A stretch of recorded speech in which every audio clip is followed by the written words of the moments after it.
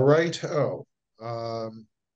Since I see Tracy and Gary and Rita, and we will not have Kevin this evening, I will have the con for tonight. So I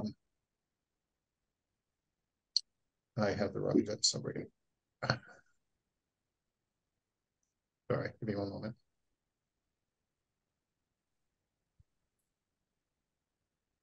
Make sure I got the right one. Evening, everybody. And Gary, how are you? How are you? How are you today? Good. Nice balmy day. It's wonderful after this freeze out we had. Yeah, it's a little chilly. All right. Greetings, everyone. I am Gordon Carr, and I'll be the acting chair of the planning board, and would like to open this evening's January 22nd meeting of the Hingham Planning Board. I will make an introductory statement and then introduce my colleagues. This meeting is being held remotely as an alternate means of public access pursuant to Chapter 2 of the Acts of 2023, suspending certain provisions of the open meeting law. You are hereby advised that this meeting and all communications during this meeting may be recorded by the town of Hingham in accordance with the open meeting law. If any participant wishes to record this meeting, please notify me at the start of the meeting in accordance with Mass General Laws, Chapter 30A, Section 20F, so that I, as chair, may inform all other participants of said recording. Anyone? Hearing none. I will introduce my colleagues by way of roll call. Rita De Silva. Here. Tracy Schreiber. Here. Gary Tondorf-Dick. Here. And Gordon Carr, as chair, is still here. And we are also joined here this evening by Director of Community Planning, Emily Wentworth, and Senior Planner, Mike Silvera, who will keep us between the navigational beacons tonight. So with that, I think since we have one agenda item that's being continued and it's further down the agenda, just on the off chance that folks were joining for that one, I'm going to move it up and we can dispense with that continuance and then get on to the rest of the agenda. So 0 and 30 Arnold Road has filed an application for a site plan review and special permit A3 under section II-V1 of the zoning bylaw to construct a single family dwelling, including grading, landscaping, and hardscaping, and a common driveway at 0 and 30 Arnold Road, Residence District A. And prior to the meeting this evening, they requested a continuance to the February 5th, 2024 meeting to allow for additional time to respond to staff and peer review comments. So we're going to go ahead and just continue that, and we'll take that up on February 5th. So I will make a motion to continue the application of 0 and 30 Arnold, or application of 30 Arnold Road LLC for site plan review and a special permit A3 under 1-I and 5-1I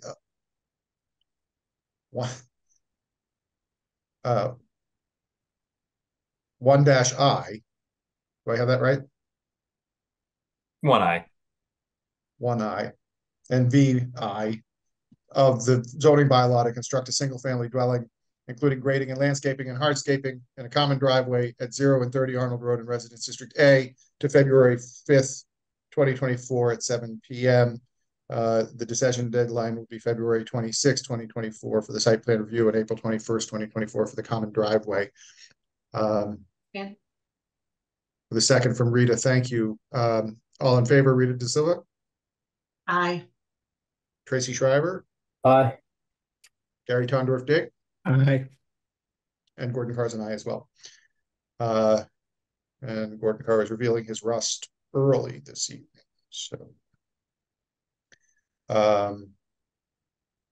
So the next agenda item is 102 Downer Avenue, which is a site plan review waiver request.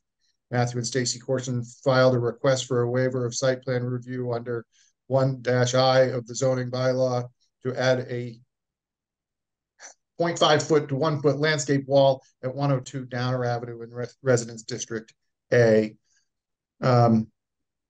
Is there anybody here? I mean, it's pretty minor. Is anybody here for the courses? Yes, Paul Seberg from Grady Consulting. Hi, Paul. Go ahead. Hi, Gordon. Do you want me to share my screen just to pull it up real quick? Sure.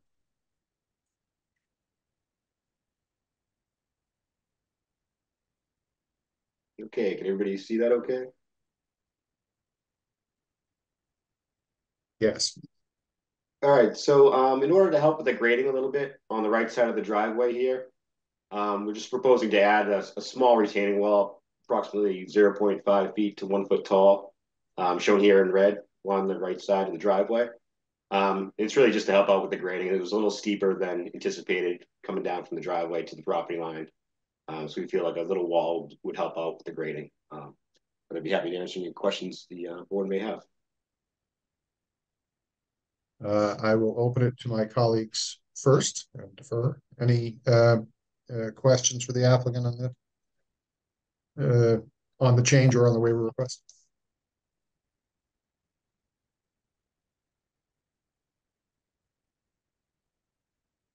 Going easy on me. So seeing none, no, it seems pretty straightforward to me. Michael, you don't have anything to add, do you? Nope.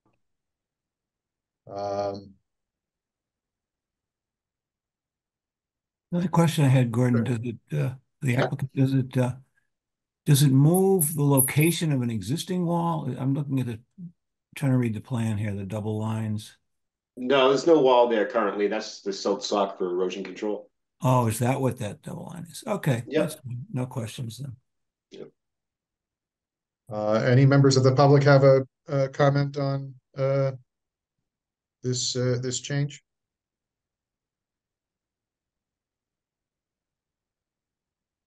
So hearing one, I will make the following finding that the proposed modifications do not materially or adversely affect conditions governed by the site plan review design and performance standards set forth in 1-I of the zoning bylaw.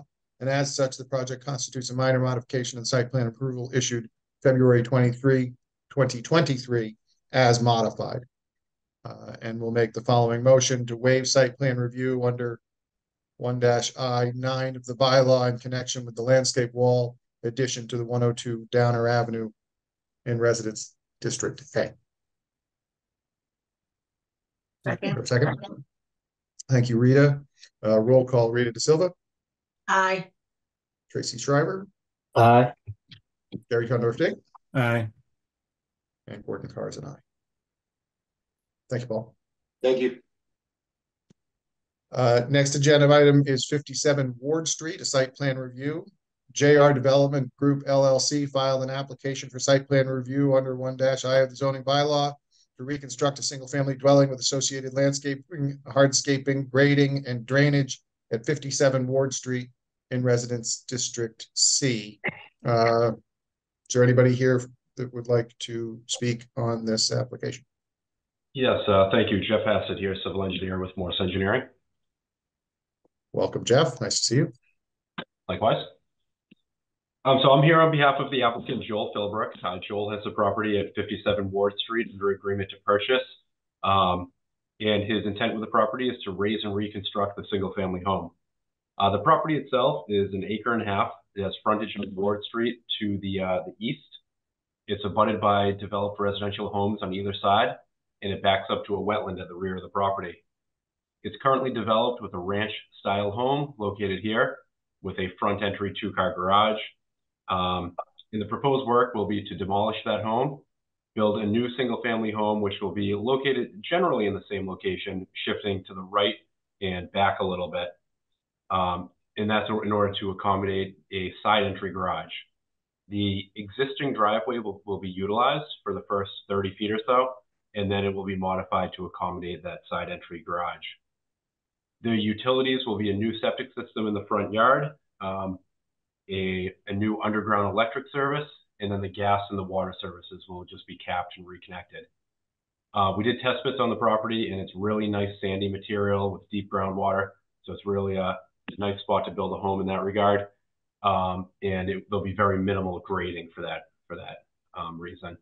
the grade's coming up a little bit at the side of the driveway and then around the patio, but otherwise we're matching grades around the house. The stormwater will all be directed to an infiltration system, subsurface infiltration system in the back left corner of the yard. We're able to do that by all of the driveway runoff will go to a catch basin and then piped underground to that system. And then all the gutters and downspouts will be piped to that system as well. The stormwater was reviewed by Pat Brennan. And then as far as the limit of work, all of the work is contained within the existing lawn area. So we're putting an erosion barrier at the existing limit of brush or woods. And for that reason, there are only 6 trees to be removed, marked here. There's 4 here and then 2 here. None of them are protected, so none of them are within the 10-foot tree yard. And then as far as plantings, there's an area in the back left corner that's currently lawn that is going to be replanted to create a wooded area. We're doing that as mitigation for conservation. And in that green area, there will be 11 trees planted and 43 shrubs and then a seed mix. That is all called out on the landscaping plan. In addition to that mitigation area, they're proposing, kind of what you would expect for trees and plantings around the foundation of the house. There's a few trees and a number of shrubs, grasses, and perennials. The house itself is about 3,900 square feet in size. Again, it has a side entry garage and front porch. Lighting will be limited to wall sconces only at the doorways. The only waiver we're seeking is for the width of the existing driveway that's going to be utilized. And this project has been peer reviewed for the planning board. It's also approved by conservation and approved by the Board of Health. And I'd be glad to answer any questions.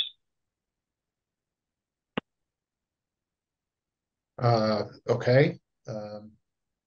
I have at least one, but I'm going to defer to my colleagues first. If anybody has any immediate questions for Jeff. Yes, I do, Gordon. On the waiver on the driveway, is it is it a width waiver? I didn't recall that. Yeah, it's a width waiver.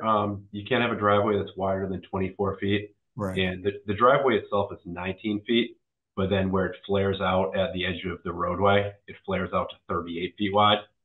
We're looking to reuse that same curb cut without decreasing the width of it. So that's pre-existing. Pre-existing, yeah. There aren't any sightline issues or anything on as you come into Ward Street. Okay. No sightline issues. I prefer to keep it wide because traffic does go pretty quickly down Ward Street. Yeah. Make it easier to get it quickly in and out. On this storm drain system, what kind of maintenance is required for that, and relative to the homeowners, what would be required there? So they need to keep their gutters clear and also clean the catch basin periodically. That is, that's critical for not having any sediment or leaves make it out to the leaching field, because there's really not much you can do with the leaching field. But we do spec that the downspouts have gutter guards, so you don't have leaves going down. And then the catch basin has a deep sump and then a hood. So it should be, clean water going out there, nothing that would clog it up. But it does have an inspection, as 3 inspection boards. They are required to inspect it yearly. If there is an issue, they'll have to dig it up and take care of it, but highly unlikely. Okay, great. Thanks. Can I just ask a question? Is this the ranch or are the raised ranch that's on the street? Raised ranch. Okay. And the trees in the front, they're staying, or? They are, yes. There's 2 nice. Just those 3 trees you said that you're taking out that are going to be where the new house is going to be. Yeah, there's a row of shrubs. I'm not sure where they are here. They're staying, and then there are 2 large oaks that will remain. And then set back into the property are 2 oaks here to be removed, as well as 4 here. But okay. To answer your question, the trees right along the street are remaining. Okay. Okay. I think I know the property. Okay, thank you. Tracy? I'm good, Gordon. No. So I guess my question, and this is a familiar refrain, and I'm sorry to bring it up again, but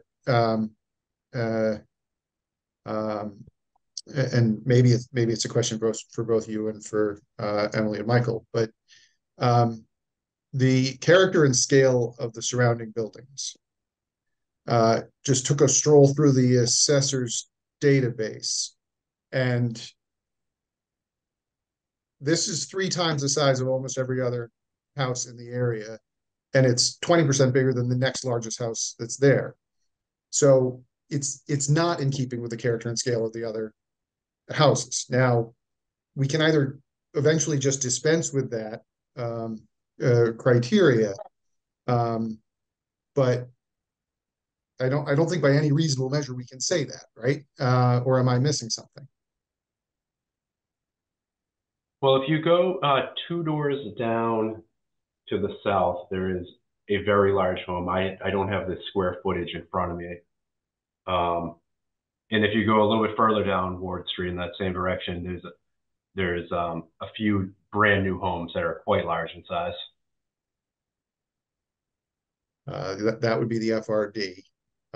My recollection is they're all smaller than this. But, going down the street, right, to find houses when the houses next door and across the street, right, those are the surrounding ones, right? The surrounding ones are not the ones that are further down. No, within the vicinity, I mean. Fine, within the vicinity. But you have to admit the stretching of the at least logical definition of that criteria by skipping over the houses next to it and across the street, and defining the vicinity as further away. And again, like if the goal is to find the largest house in the vicinity and match that one, right? This is the South Pleasant Street conversation that we had, and that eventually it will match the character and scale of the buildings around it, because there's no baseline governing threshold. And I don't know, this is a question, I guess, for the staff. Is that an administrative change that we can do, and should we just dispense with the character and scale of buildings, or is that a bylaw change? I should know the answer, but I don't. If the board decided that that design and performance standard, Gordon, that you're referring to, if the board decided that it was not, I'm trying to think of what the best word would be. If the board decided it no longer wanted to include that in the design and performance standards, that would be a bylaw change, so town meeting. I guess just to maybe add a couple of thoughts here. I agree with Gordon. I think you're right. This is a major change relative to the character and scale, and I think the town meeting, in its in its wisdom, voted in a certain set of recommended bylaws that the board had put together in terms of design and performance standards, and we don't have a lot in the way of those standards expressed in the bylaw. A lot of them have been adjusted over time, but I think this is a critical one. I think this is a very important point because this sets a precedent for the rest of Ward Street, as did the houses on other roadways that we look at in terms of applications. Now, Ward Street is not a scenic way, although it is a nice country road.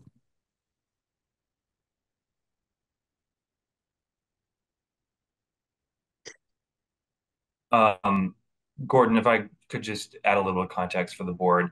So the design and performance standard that Gordon's referring to is under section 1I6C, character and scale of buildings. And it says the design of the project shall minimize unreasonable departure from the character and scale of buildings in the vicinity or as previously existing on or approved of the site. So just, I guess, Jeff, if you could possibly walk us through what the proposed square footage is of the house, that might be helpful. Yeah, so the square footage of the home is, it's a 2-story home, and it's 3,954 square feet. Although it is larger than the immediate abutters, the width of the home does not exceed the width of other homes. It's only 56 feet wide, which includes a 24-foot wide garage and then a 30-foot living area. And I mean, a 30-foot width for a living area is far smaller than any colonial or, home like that. Where they get the square footage out of this home is the depth, which really isn't visible from the street. They're keeping all the trees along the side property lines and the vegetation in front. So for that reason, when you're driving down the road, I think this home is in character. It has horizontal clapboard styles, facade on the front with the porch that breaks it up, and the garage. So if you look at an aerial view, this is the width of a very small garage. We don't really do garages less than 24 feet in depth. The home itself isn't that much wider at 30 feet, and it's again broken up with the porch. So that for that reason, I think it's in character. We're getting the square footage of the home with the depth.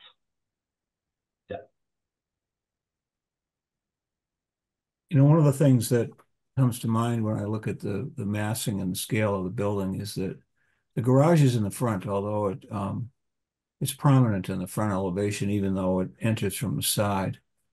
And so as you're driving down Ward Street, as you pivot, you're going to see that portion of the massing as being, pretty strong. So I'm just wondering, are there any other, has the applicant thought of any other ways to reduce the size, the square footage of the building? I mean, could the garage be, more towards the back? Does it have to be as 2.5 story and a half building or 2-story building appeared from the elevations? I can't really speak for the architect. If I could share an aerial view though of this neighborhood. So this house, the house we're proposing at 57 Ward, is actually less narrow than the existing home. The existing home is about 68 feet wide, and the proposed home is 56. And then look at 2 doors down, the width of this home, which is actually a direct abutter.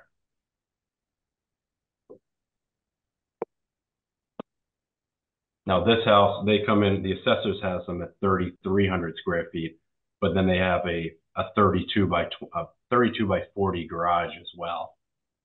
So it looks far larger than that. Do you have a way of superimposing the proposed house on this area? I don't have a way to overlay it, but I'll flip from this back to the site plan. So that's the existing home.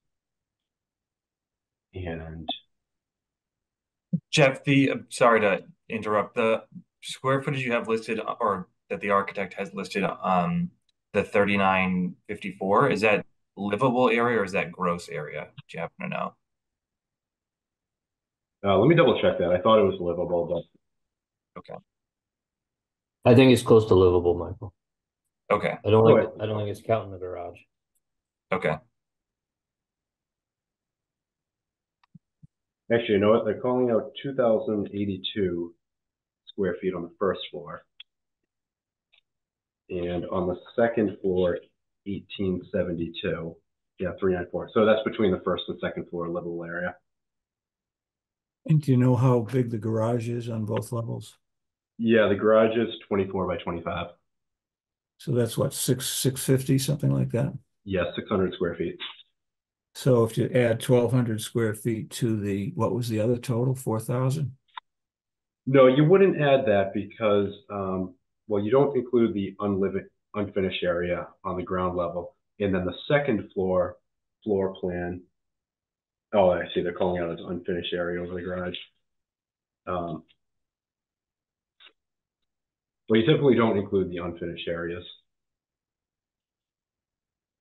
But it seems that 1,200 square feet is part of the square foot number that makes this much larger than other houses in the neighborhood. The other thing I noticed in the aerial photo is that the majority of the houses have the eave end facing parallel with the street, and the gable end is perpendicular to the street.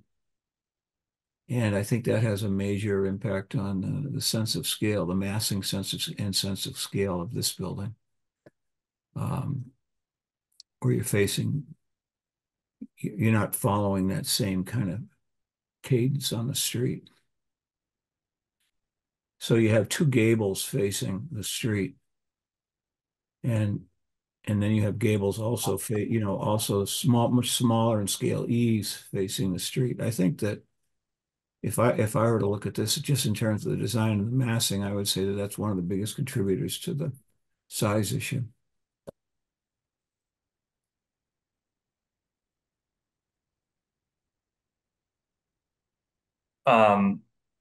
Just for the board's context as well, just to give a little bit more or additional example, the abutting house at 65 Ward Street has a gross area of 9,762 square feet. So based on what Jeff just told us, it sounds like the gross area, so inclusive of the livable area plus the garage, would be around 5,100, it sounds like, something around there.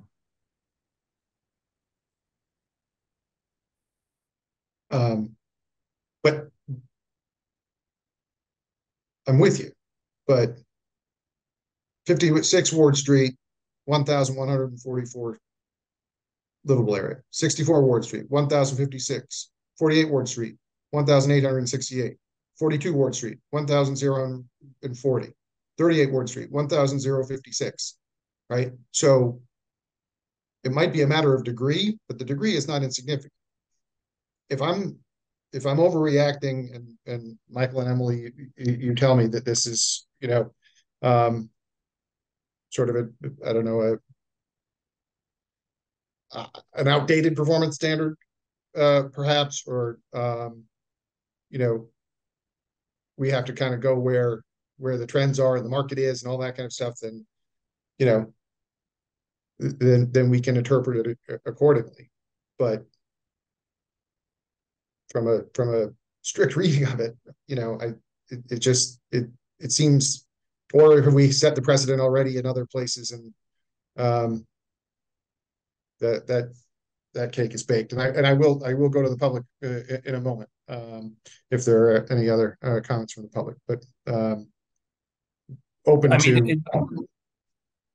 Sorry, I was just going to say, Gordon, you're right. It is a very subjective design and performance standard. So it does give pause as to, how exactly that is assessed. I guess just by reading it literally, the board's job is to, or the project's job in the board's review is to minimize unreasonable departure. So the board has to determine whether or not the departure from what exists or others in the neighborhood is unreasonable. Got it. Maybe that's how it gets papered down. To your point, if the house was, let's say, to the scale of a similar project that the board has reviewed in the past, the board did in that case determine that it wasn't reasonable and it was minimized. So, well, after it was reduced. Right.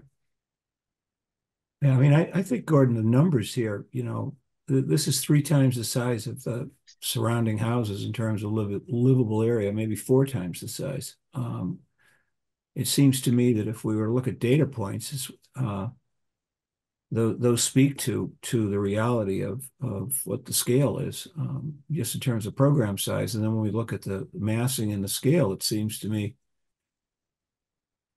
I don't think this right, minimizes a departure. That's kind of where I'm at.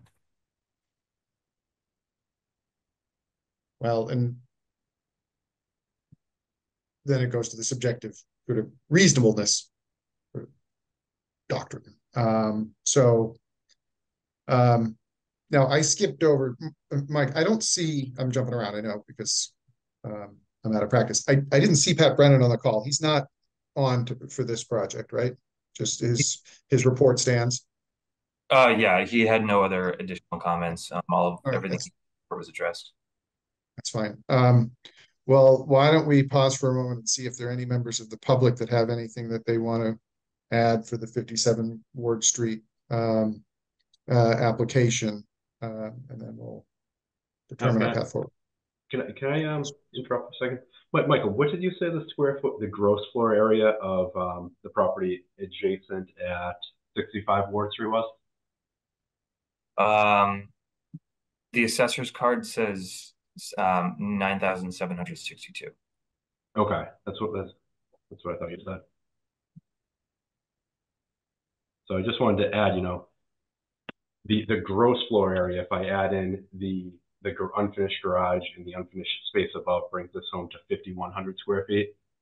So, it's certainly larger than some homes in the neighborhood, but it's a lot smaller than one of the homes immediately adjacent. And, I think a 3,900 square foot home isn't unreasonable in the town of Hingham at all.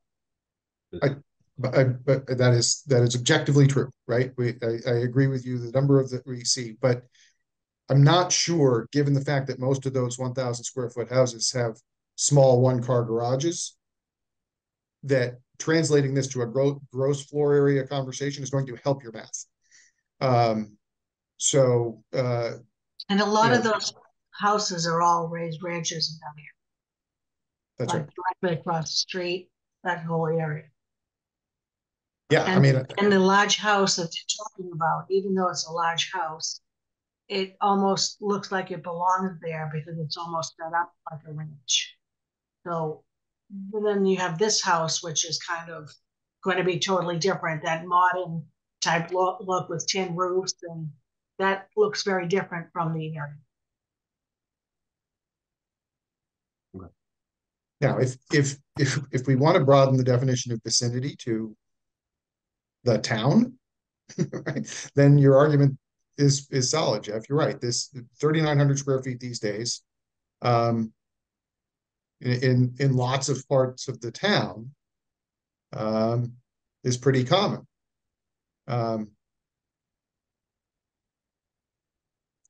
It's but it's not on this stretch. Now we can just be fatalistic about it and say eventually they're all going to be 3,900 square foot houses, so let's just wait a bit and it'll be completely consistent with the scale of the neighborhood, right? We could do that, right? But that's what the performance standards are intended to, for the current projects and the current state of play. So anyway, we come back to that. Are there any members of the public that wish to comment on this? We could just raise your hand and I think you will pop up onto my list. Not seeing anyone. So it's down to us.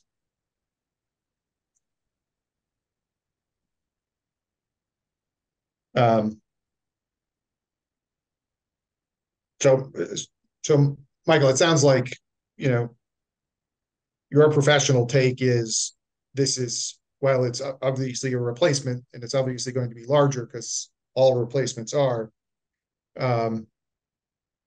it's not an unreasonable departure from the vicinity because of the FRD further down and because of the larger house a couple of doors down, and that's sort of the future of the vicinity versus the smaller homes around it, and so that allows us to make the judgment that it's a reasonable departure, but not an unreasonable departure. Yeah, that's my take on this application, and that is, I think what the board's rationale would be in this case, where it, in my professional opinion, it's not an unreasonable departure. If it was to the scale of an application that the board has seen in the past, then we may be or the staff may be saying something else. But in this case, we did not feel that it was unreasonable. But at the end of the day, it is the board's decision. I think I keep going back to there's one other house, yet the majority of the houses on the street are smaller, and I think the bylaw does apply to the current context. I think we're kind of stretching semantics to say that, you know, it's within the scale when it's clearly not within the scale of the character of the majority of the homes. So I would have a problem with that argument. And I think people should go drive down that street and see the house within the area. Yeah, it sounds like the board might be requesting that the applicant do an analysis of the surrounding neighborhood, maybe within 300 feet, which is what we noticed too, and see how it compares to maybe the average median size of surrounding homes. Okay, yeah, I think it sounds like we do need to do that. So we'd be glad to request a continuance for maybe two weeks or your next meeting, if that would be permissible, and then do that analysis, of the other homes within 300 feet. And I'll talk to the architect as well, see if there's anything we can do to break up the facade or make the home look smaller from the road.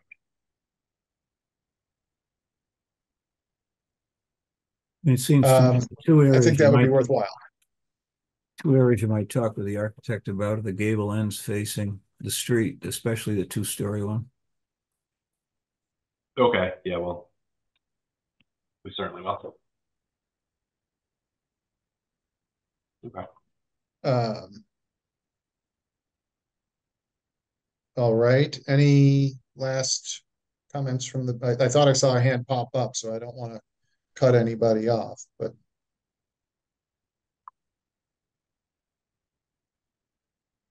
Gordon, in terms of scheduling, I don't know how quickly the applicant's team could turn this around. So I doubt that next week would leave enough time. The February 5th meeting, which is 2 weeks from today, has a very full agenda. So I would recommend actually the February 12th meeting, which is 3 weeks from today. I think it would allow a time for the 3 weeks would work well on our end. I think it'll take a little bit of time to do that analysis and meet with the architect. And in terms of the decision deadline, we're all set for now. We're fine on that, so no need to change that. Yep. All right, Jeff, I appreciate it. Then I'll go ahead and make a motion to continue the application of JR Development Group LLC for site plan review under 1-I of the zoning bylaw, and continue it to the February 12th, 2024 meeting of the planning board. Second, Gary. Thank you, Gary. All in favor, Rita? Aye. Gary? Aye. Tracy? Aye. And Gordon's and I as well. All right, thank you very much, everyone. Thanks, Jeff. Thank you. So that concludes, I believe, the project review portion of the program. So now we're moving on to the zoning article hearings. And can I open them all at once, Emily, or? Yes, that would be perfect. You and I did not have a time to rehearse before this. Yeah, so, sorry. So I will open the hearings on zoning articles A through K. And I just want to let Gordon, Mullins, the last meeting that I missed the last half hour, so I did watch. Excellent, thank you. Let the record show. So let's go ahead. Do you want to take them in the order that I have them here, Emily?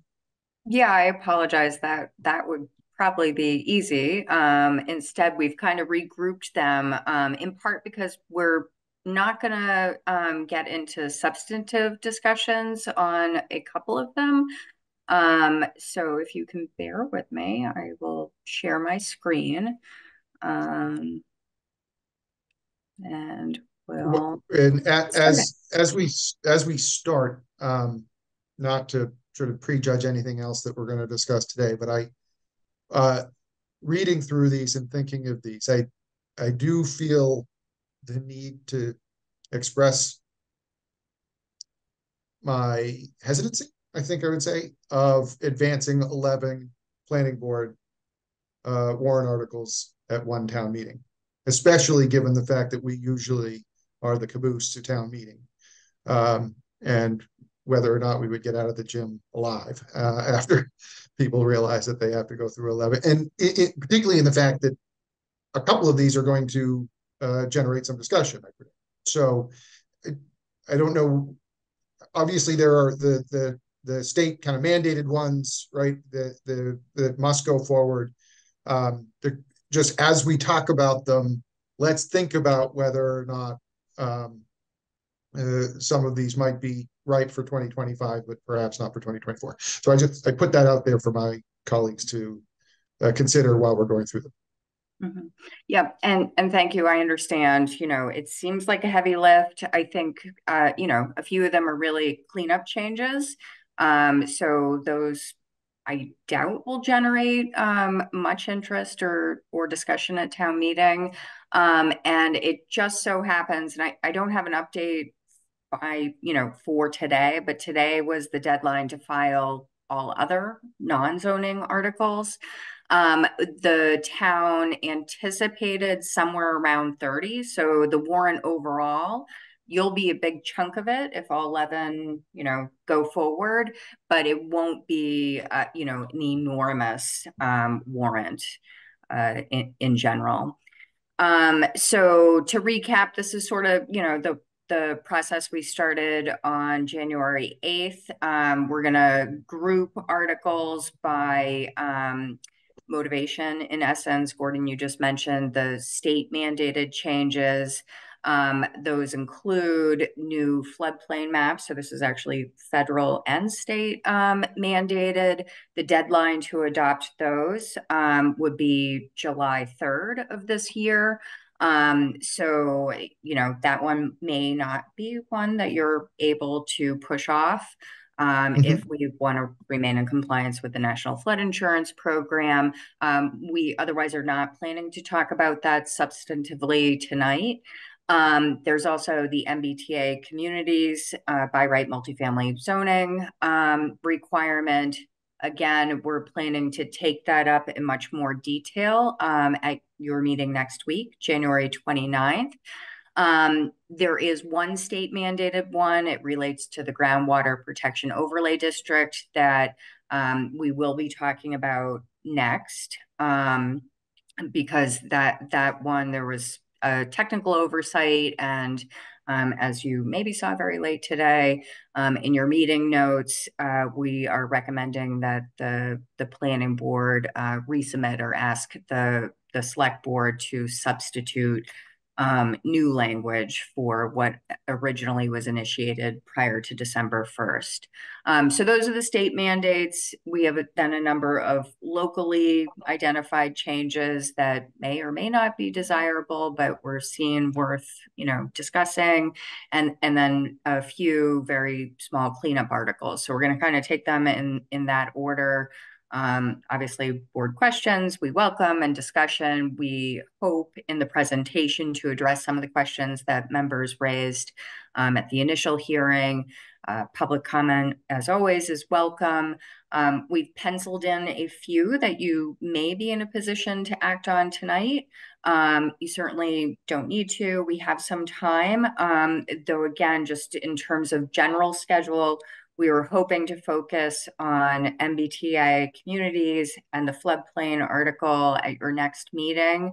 As you heard Mike mention earlier, the February 5th agenda is pretty full. So, we're just moving further along in the town meeting prep timeframe if you don't act tonight. And we'll talk more about schedule as we go along.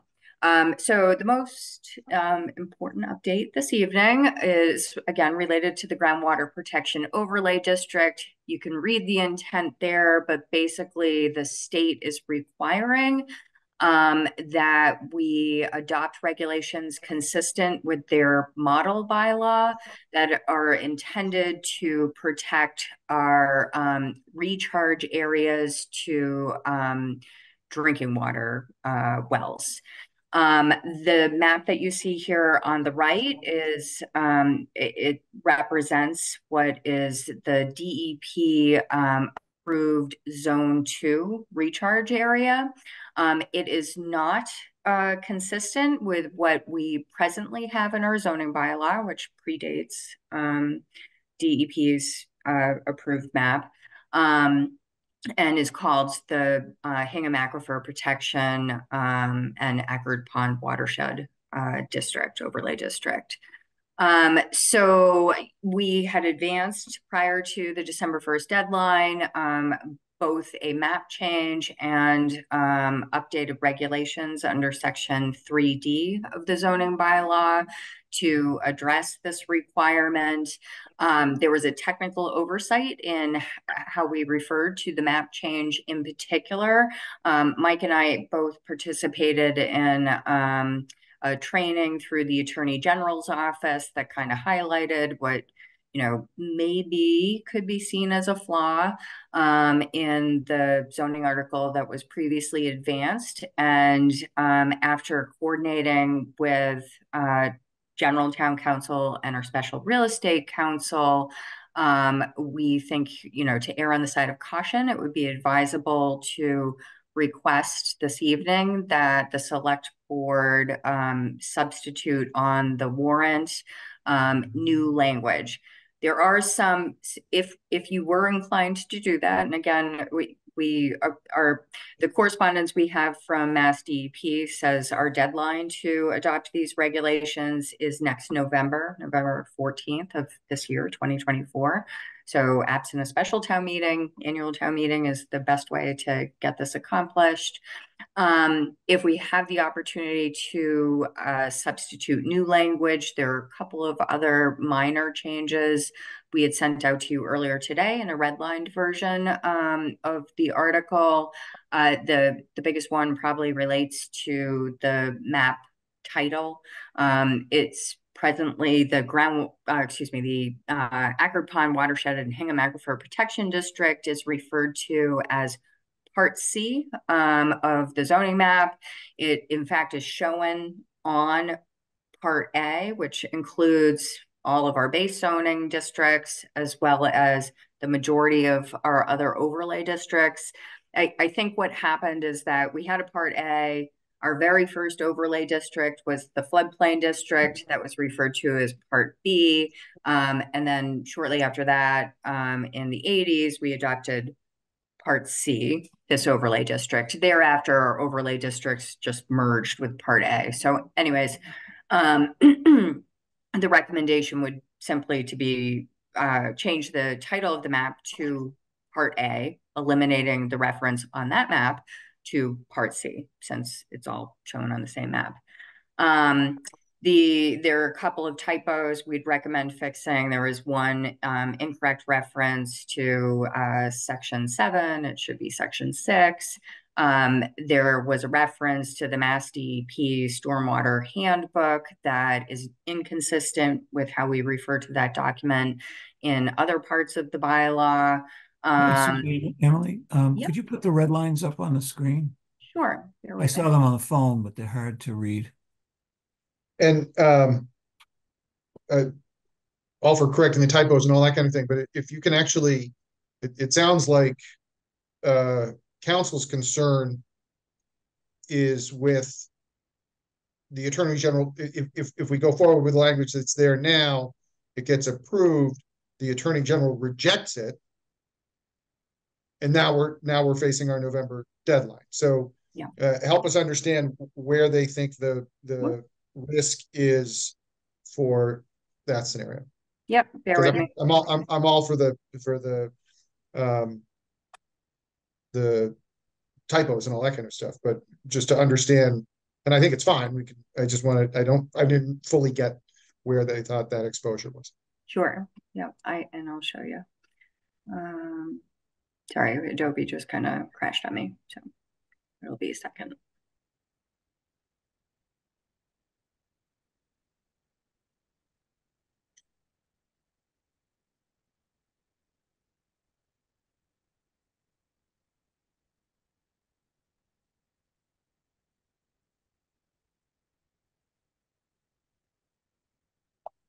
Emily, if you want, I can pull that up.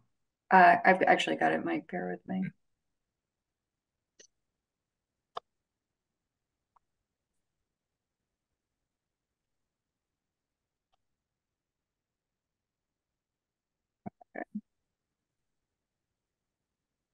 All right. So the original article,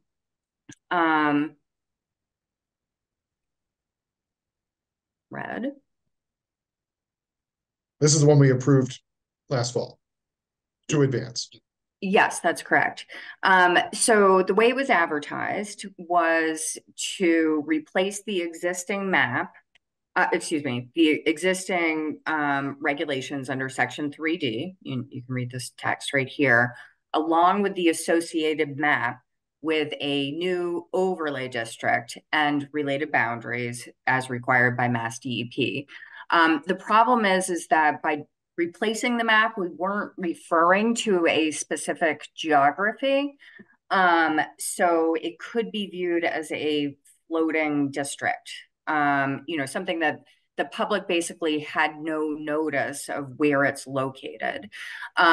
In correcting it, this language, and sorry, it's probably easier to read in the clean version, but the red line specifically refers to where the district's located. So now it's going to say, the bounds of the new district are referred to on the Mass DEP approved Zone 2 wellhead protection area boundary on a specific map. And that has been available to the public since the zoning article was initiated, but it wasn't included in the verbiage of what was submitted to the select board or advertised for the public. So that's the real specific concern. Everything else is really more of a cleanup, changing the title of the map.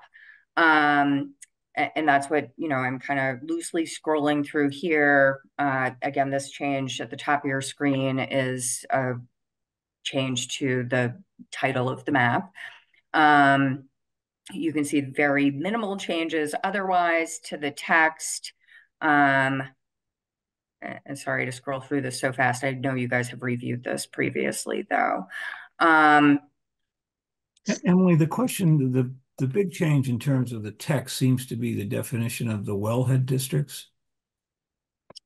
Not the, oh, you mean between our current bylaw Between the and current what the bylaw, state is? yeah, Yep. Yeah, that's correct. So our existing aquifer and protection district and Agri Pond protection district, those bounds were generated through a planning process conducted by the Regional Planning Agency back in the 80s. And it predates what the state now requires we regulate. I believe, if I recall correctly, DEP issued their initial Zone 2 recharge area, approved Zone 2 areas in the early 90s. The map that we're referring to, which is the most recent, dates to 1998. So that's based on more recent information than our current zoning bounds were based on, and it is what the state regulates too.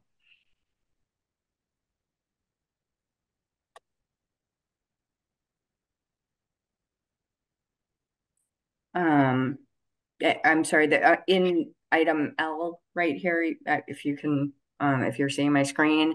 The parenthetical language is intended to address a concern we informally heard through the health department.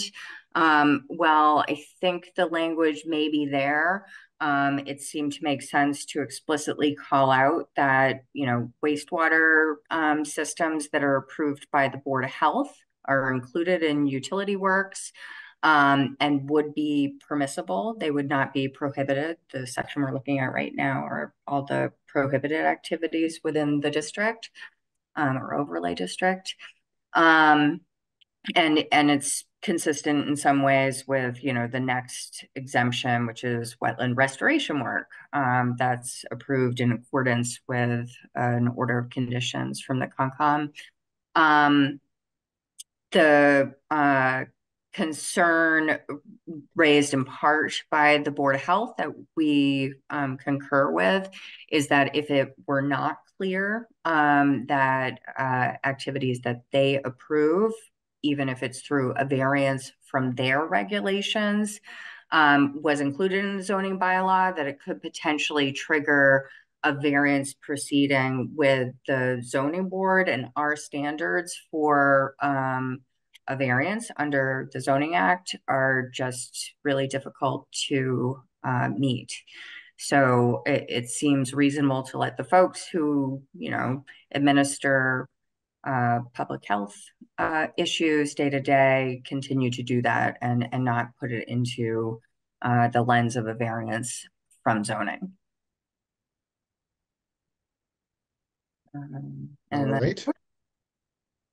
And then these are cleanups that I think I kind of summarized earlier. Yep. Okay. I will obviously defer to town council and special real estate council on their sort of judgments about where we might have exposure with the attorney general. So if this is the step that we need to take to protect us from that, it seems pretty straightforward. But if anybody does have questions, Susan Murphy is listening in. I just any questions from my colleagues before I see if there are questions from the public?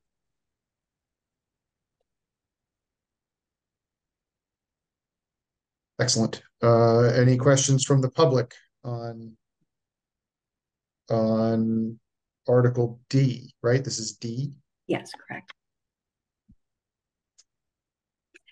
Seeing none. Now, if you sorry. No, you go ahead. Just in terms of scheduling, if you do opt to request that the select board substitute the language, we'll have to re-advertise this hearing. So we'd recommend that you, in addition, continue to February 26th. That's the first meeting date that we'd be able to open a new hearing on. So my question on that, reading the suggested motion that you shared, if we are recommending a replacement of the original, here it says that I'm continuing the hearing on the original. Mm-hmm. Would we not, in fact, continue the hearing on the replacement, or we can't because it's not necessarily accepted yet? Is that the wrinkle? We're not asking that you withdraw the current article. It was timely filed before December 1st. So this is more of a technical update and a substitution, but we will be representing all the information you've already received to date on February 26th and basically joining the hearings. And Emily, this doesn't constitute an expansion of the article. This is just more a refinement. Yeah, I think that would be a good characterization. All right. Well, then I will make a motion in two parts. One is to request that the select board substitute the original Article D groundwater protection overlay district with the version presented during the planning board meeting on January 22nd, 2024, and to continue the public hearing on the original Article D to February 26th, 2024. Second, Gary. Thank you, Gary. Roll call, Rita. Aye. Tracy, Aye. Gary, Aye. and Gordon's an aye as well. One down and 10 to go. One continued, one down.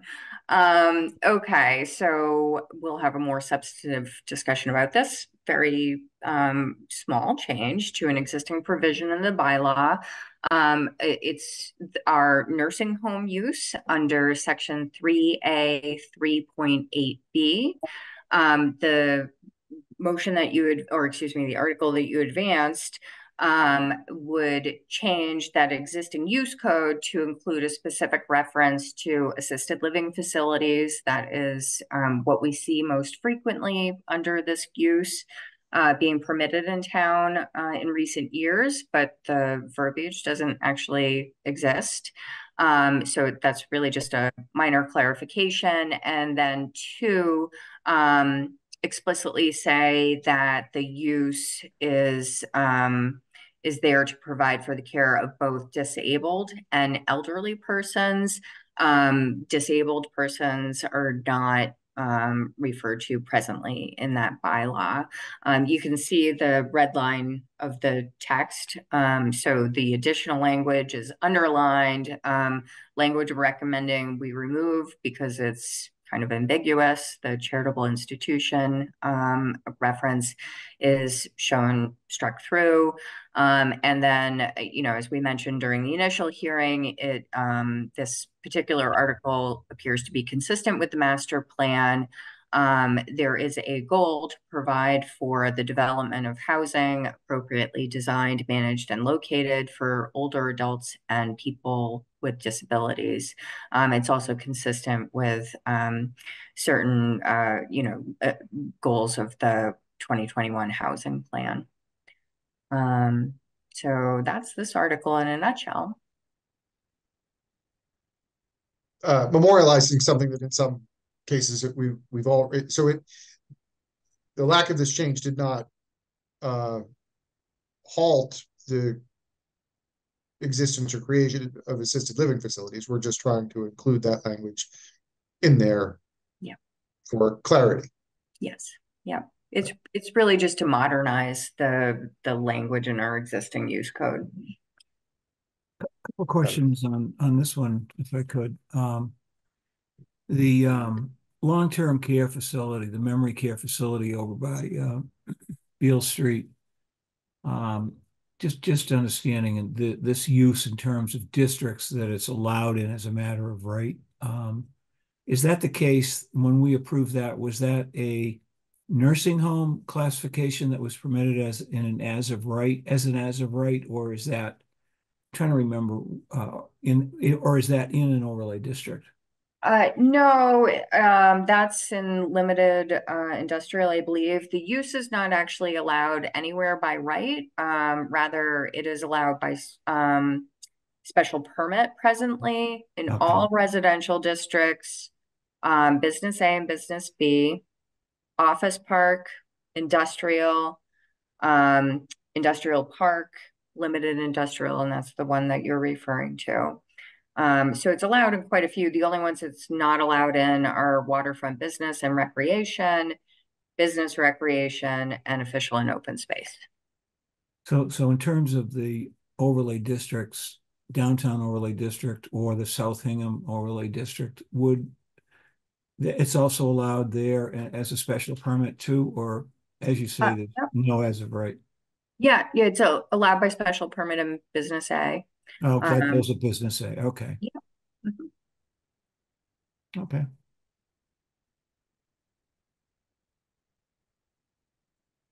All right. Any other questions from my colleagues before I open the floor? Good enough. Any members of the public that have joined us this evening that have a question or a comment about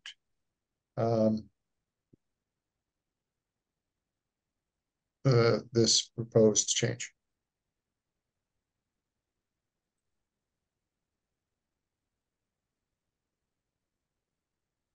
Yeah. All right. Seeing none. So I'm sort of inclined well, I'm of two minds, right? I'm inclined to provide deference to the actual chair and not advance things in his absence. But can be convinced otherwise either by my colleagues or by Emily and Mike, just in the efficiency stage. I didn't talk to Kevin at all about that, so I don't know what if you think we should continue all these and then dispense with them when it's all five of us or not. Yeah, I unfortunately was at a conference on Friday when his conflict came up, so I didn't speak to him either. Mike, I believe you did. Did you get a Yeah. sense? Yeah, I had a chance to speak with Kevin on Friday, and he actually told me, whatever the board feels is best, he's perfectly comfortable with the board moving forward on whatever articles it feels fit. All right. Well, given the non-controversial nature of this one and our ability to advance some actual progress this evening, I will go ahead and make the motion to recommend the town meeting amend the zoning bylaw by adopting the update to nursing home use zoning article in the form presented during the public hearings. Second, Gary. Okay. All in favor, Rita Aye. and Tracy Aye. and Gary, Aye. and I'm an aye as well. Congratulations. Thank you. One in a row, as they used to say on the radio. Okay, so moving on. The next article is also related to the use table. Instead of amending an existing use, this would create a new use for brew pubs, breweries, wineries, and distilleries. The use would, as represented in the current article, allow by special permit A2 these uses in three districts: the business A, business B, and industrial park districts. You can see what that would look like in the table on this plan. It is consistent with the master plan again, in that it supports local businesses and could attract new enterprises that provide employment and deliver goods and services. Sorry, I didn't mean to flip back. There were some questions during the initial hearing about what this means. Would we see a proliferation of, uses that are serving alcohol in town? I followed up with Sharon Perfetti in the select board's office, who manages all their licensing requirements. She confirmed that the town presently has a total of 40 licenses that allow businesses to serve alcohol on premises, so on site. And 35 of those are all alcohol beverage licenses, so any type of alcohol. 5 of them are limited to just wine and malt beverages. We want to acknowledge, however, that those limits, or the quota, would not apply to farmer brewers, wineries, or distilleries.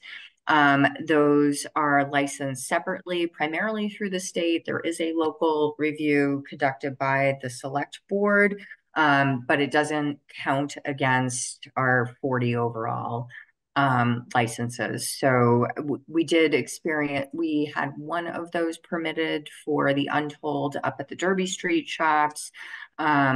Locally, we also have experience with Hingham Beer Works, and that was allowed because it functioned essentially as a restaurant, happened to also be brewing beer. Even had it not served food, drinking establishments separately are permitted in the shipyard only. There's different zoning that applies there. There was also a question about the brew pub use. If a brewery like Hingham Beer Works were to locate in town again and served food, what impact would this amendment have on that use? And so if there's a brewery also functioning as a restaurant, the article in its present form would reduce the number of districts that use is allowed in.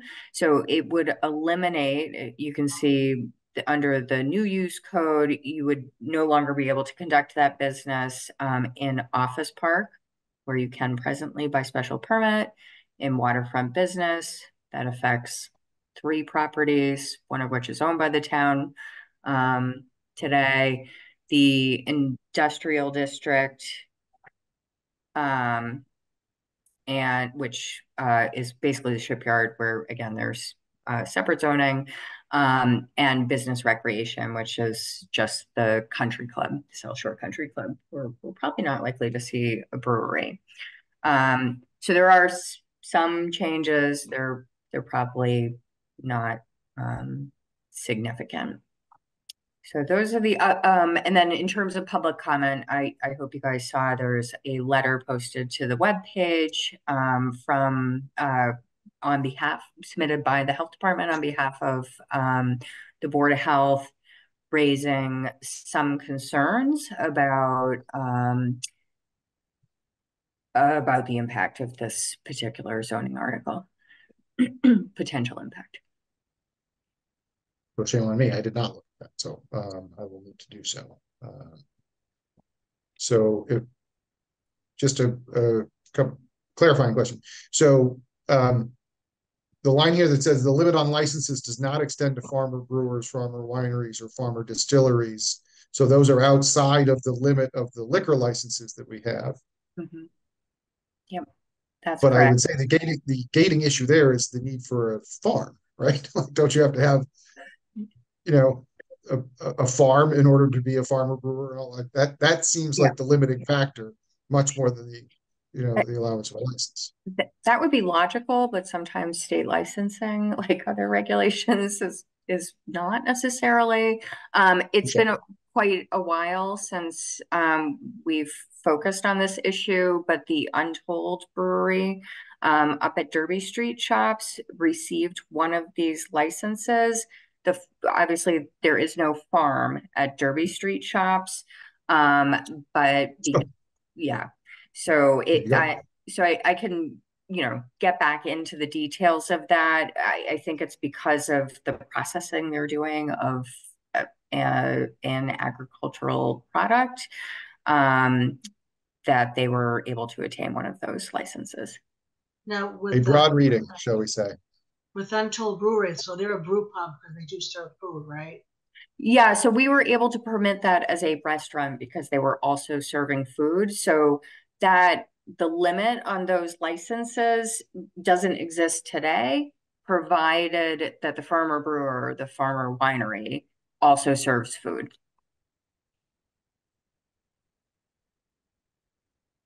I was pretty impressed with the letter that we received from the Board of Health, and we had seen this issue or this application in the context of that letter, and also read the attachments on the letter about the increasing exposure to the public relative to the number of liquor licenses that we have in the town. I was quite surprised to hear that we had this many, 35 all alcohol beverage licenses. So it's really 40 licenses. Yeah, I think we should all really take a good, serious look at the Board of Health letter. I think it raises a lot of serious points.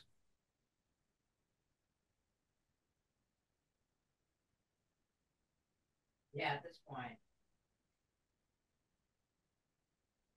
Other thoughts? Well, I will pause for a moment. Let's hear from Susan Murphy, and then I see Diane Napoli's hand up, and then we'll see where we go from there. Susan? Hi, thanks, Gordon. Susan Murphy, Special Real Estate Counsel. I just had a question. I wasn't at your first hearing. So the council kind of jointly, John Coughlin and myself, question that we had when this submitted was about definitions.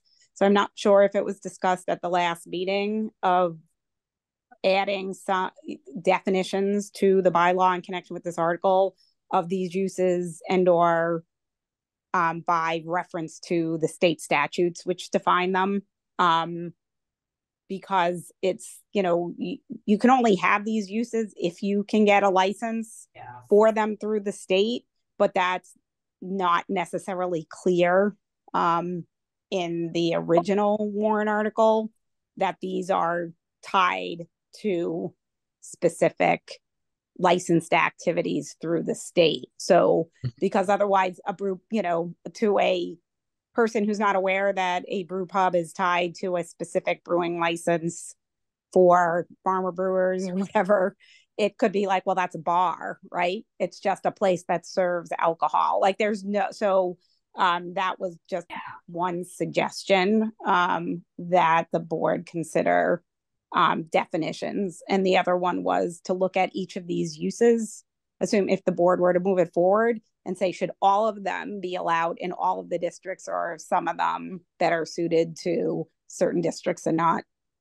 the others. So anyway, those were just the two town council comments that have come in. They're not, it's not for or against or whatever, not a policy decision on whether usage should be allowed, but just some clarity questions. Take that, Gordon. Yeah, no, it sounds like definitions would be very helpful in this context, right? We did discuss that at the initial hearing to some extent, and you have links to all the state definitions. So, it's like any other use. Of course, you can't operate without all your permits in hand. So it seems redundant, we felt, to include the same definitions that are already included in, state law. So, that's the way it kind of works already.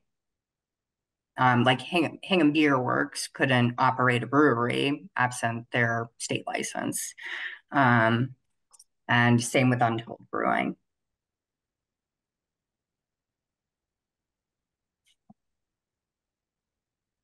There would be no harm, though, in including definitions in the zoning No, the bylaw, only so that everybody in town understands what those definitions are.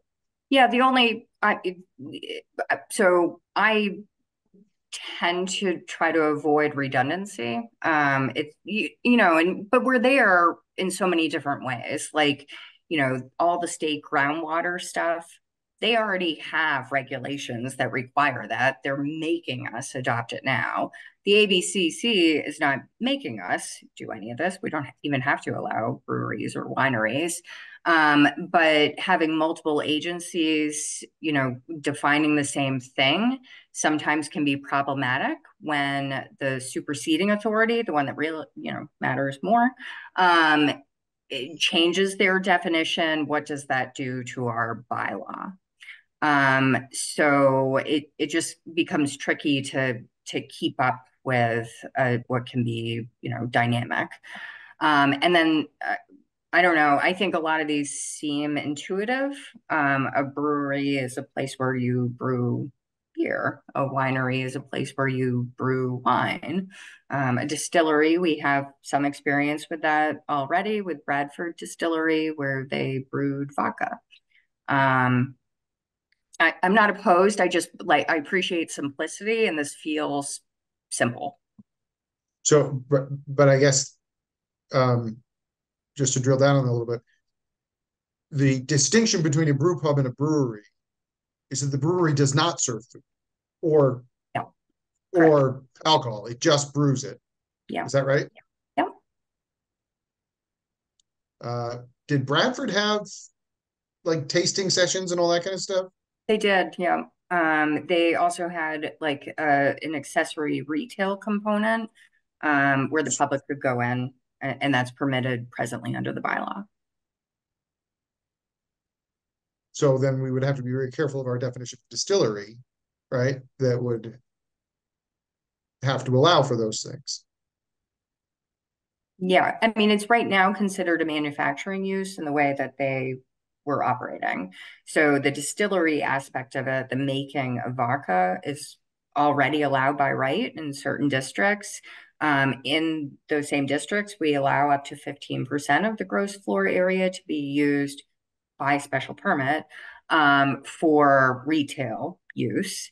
And as a component of that, the tastings were also permitted by the planning board and zoning board. Okay.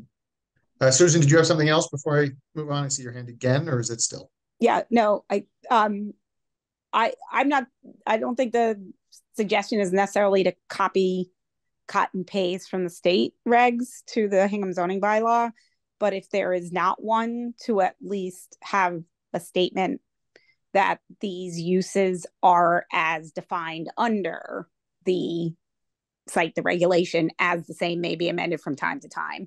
We do that in other places in the bylaw.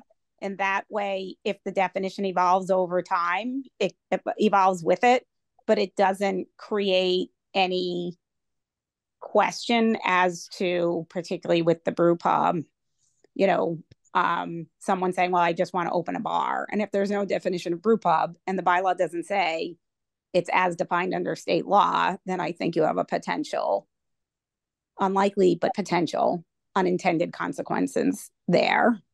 So that way, that the suggestion was more a tie, make a reference to, incorporate by reference, rather than restate all the definitions.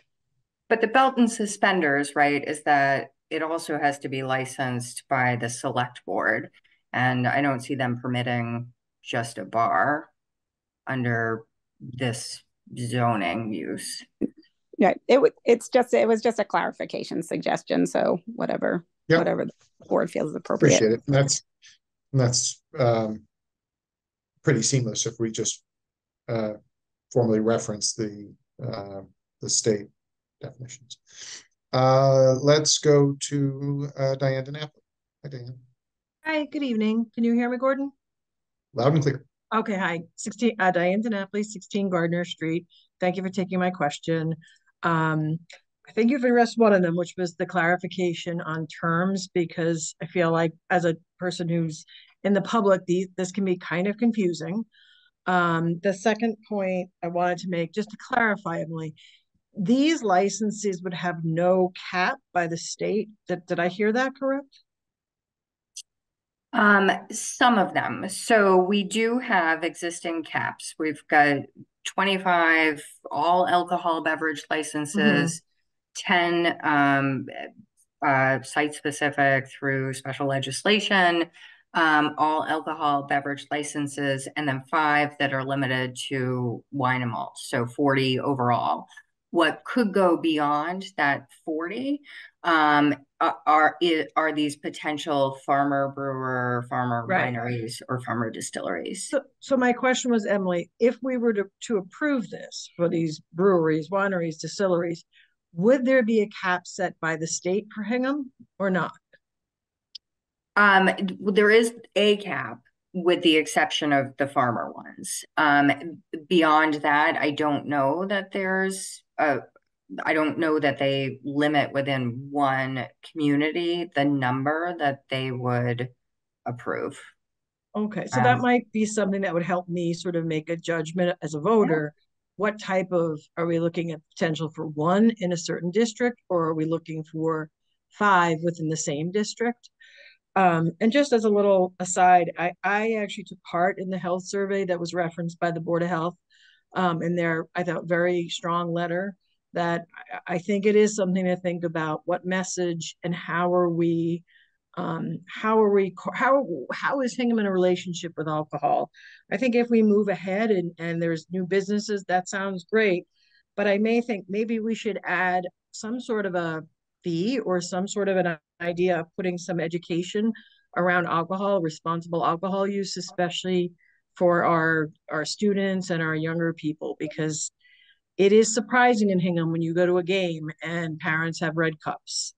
And there is a there's something we need to look at as a culture that may be beyond the planning board, but this kind of, the seed of this starts with zoning like this. So I would just say, please pay attention to the Board of Health, and let's think about what message this is sending to our town and society. Thank you. Thanks, Diane. And I guess I'll get to Kristen in just a moment. I agree with you. That is beyond the planning board's remit, but it is an important topic. I guess I would also say, given the one experience we have with the state's definition of farmer brewers is the untold brewery in Derby Street shops, I don't have great confidence that that their interpretation will be a limiting factor in these things. That is a pretty broad interpretation of what a farmer brewer is, in my opinion. Kristen Root, how are you? Welcome. Good evening. Thank you so much. Kristen Root, 388 Gardner Street. I am president and program director of Hingham Cares. Our mission is to reduce substance use among youth in our community. We're not a lobbying group. We simply seek to educate the community on issues related to youth substance use. So I just wanted to make the board aware that there is a survey called the Youth Risk Behavior Survey that's administered in the 7th, 9th, and 11th grades on an annual basis. It used to be biannual, it's now annual. And we track those numbers. And one thing that we've discovered is that Hingham has an issue with alcohol. And it's a pretty significant issue with alcohol relative to the state and the nation. Alcohol binge drinking among our youth, kids who attend house parties where alcohol is served with parental knowledge and consent. Those numbers are really off the charts relative to other metrics that we look at. By the same token, nicotine use is down in Hingham relative to other communities because it's perceived as a health risk and because there's been a rallying cry against the use of nicotine. And when marijuana was legalized in 2016 for recreational use, we saw those numbers start to go up. So we're starting to see alcohol numbers go down, thankfully. There's been a lot of education around various topics related to substances, both in the schools and outside of the schools. And a lot of the risks involved with teen use have to do with messaging and modeling behavior. So just wanted to make the board aware of that. If you're interested in a summary of some of the Youth Risk Behavior Survey numbers, I will gladly send those off to you so you can take a look at them. But again, we're in the business of educating, and we do keep a close tabs on what's taking place with youth in our community. Thank you so much. Thank you very much. Yeah, thank you for those comments. They're very helpful. Other thoughts from the public or from my colleagues?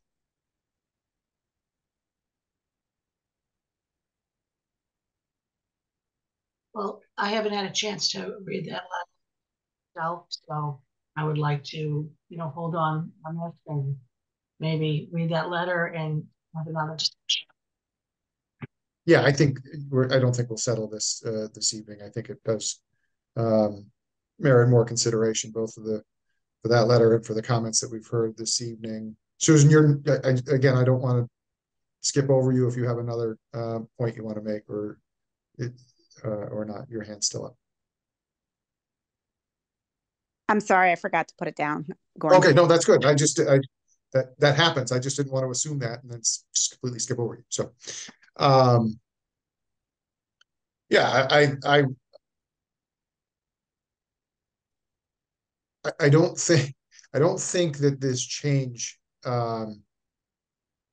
addresses some great market failure in the region, right? Like, that we have a dearth of locations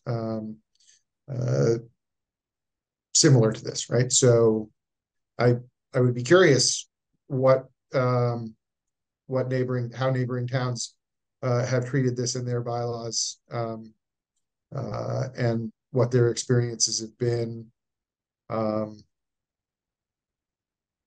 I'm not trying to make more homework for staff, but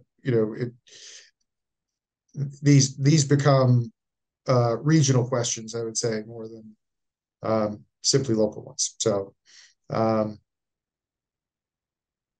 if there's no other discussion on that, let's take the comments we've heard from the public today under consideration. I'm sure Kevin will Mullins in, so he'll have that information as well, and take it up again. So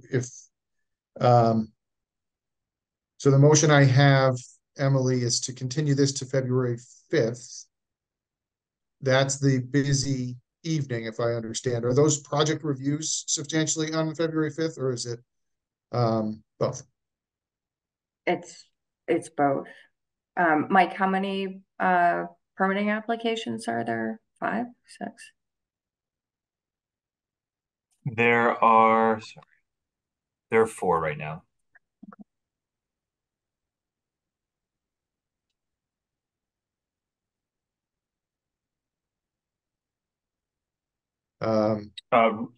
Rita, I know you had mentioned you have a conflict upcoming that may affect your ability to vote on some of these, if we wanted to talk about that right now. On the 5th. Okay. On the 5th? My conflict. Yeah. So we would have to continue this to either next week or the 12th, because you can only use a Mullins once. And so you would become ineligible to vote on this article if this would continue to the 5th. Okay, well, we've got room on the 12th, right? Yeah. Is that all right with you, Emily?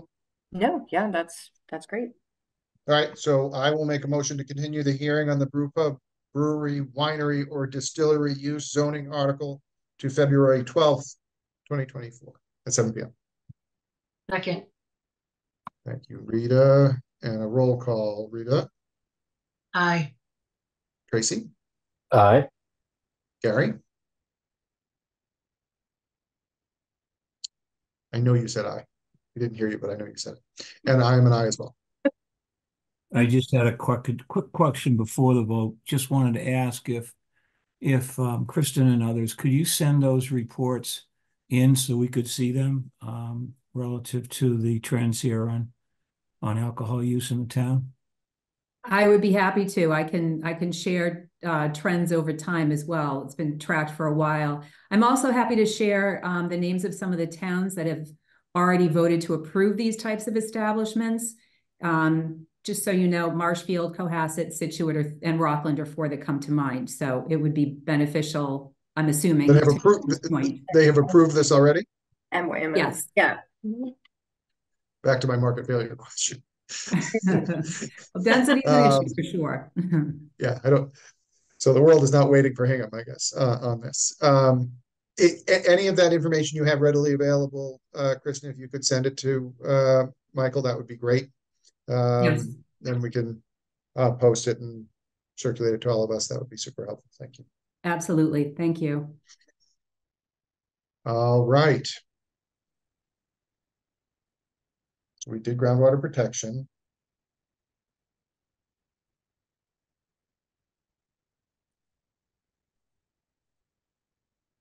Next one on my list, Emily, is the maximum height in the Hingham Overlay District. Am I right? Look at that. Exactly.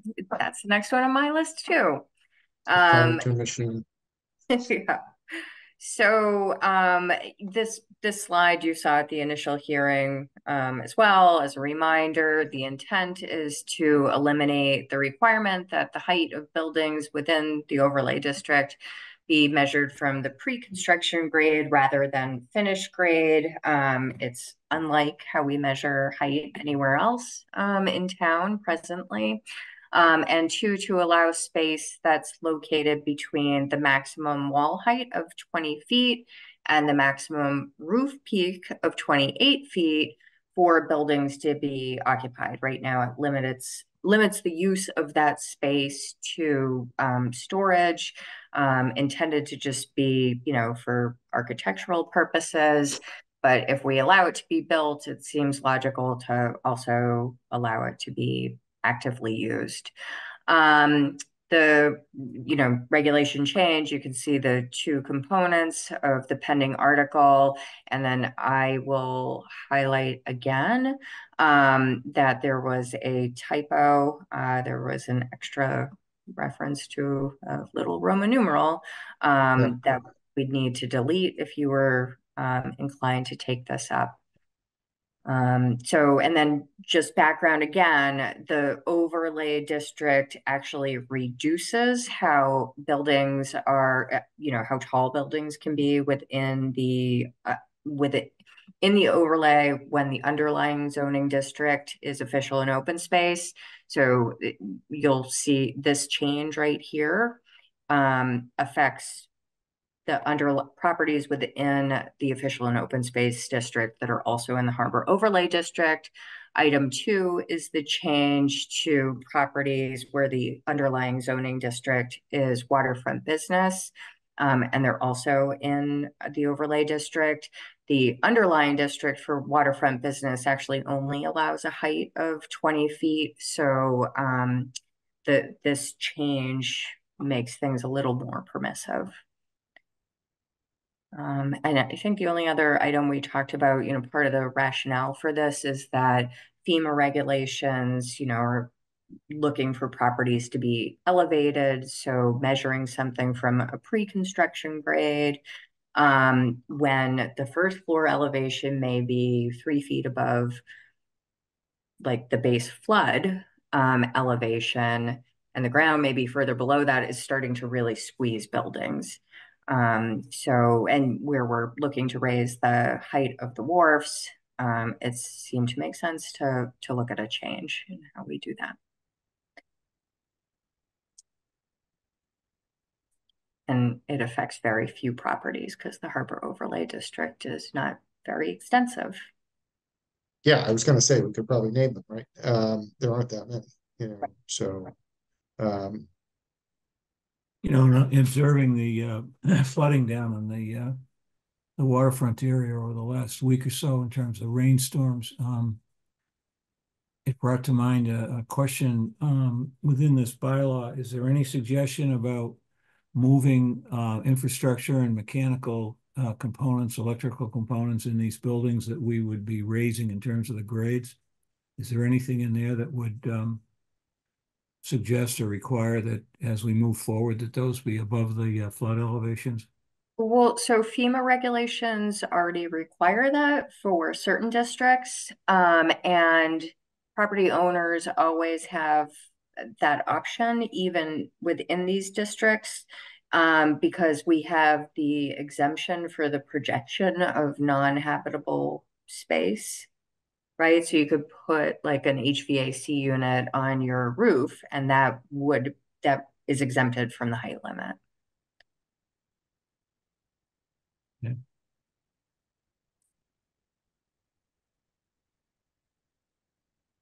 I think So that's exempted from the height limit. So yeah, we could have all kinds of buildings with all their HVAC systems exposed on their roofs.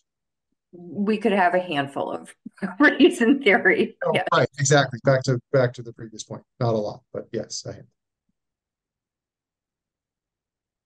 Do you know if I'm wondering if Boston has a similar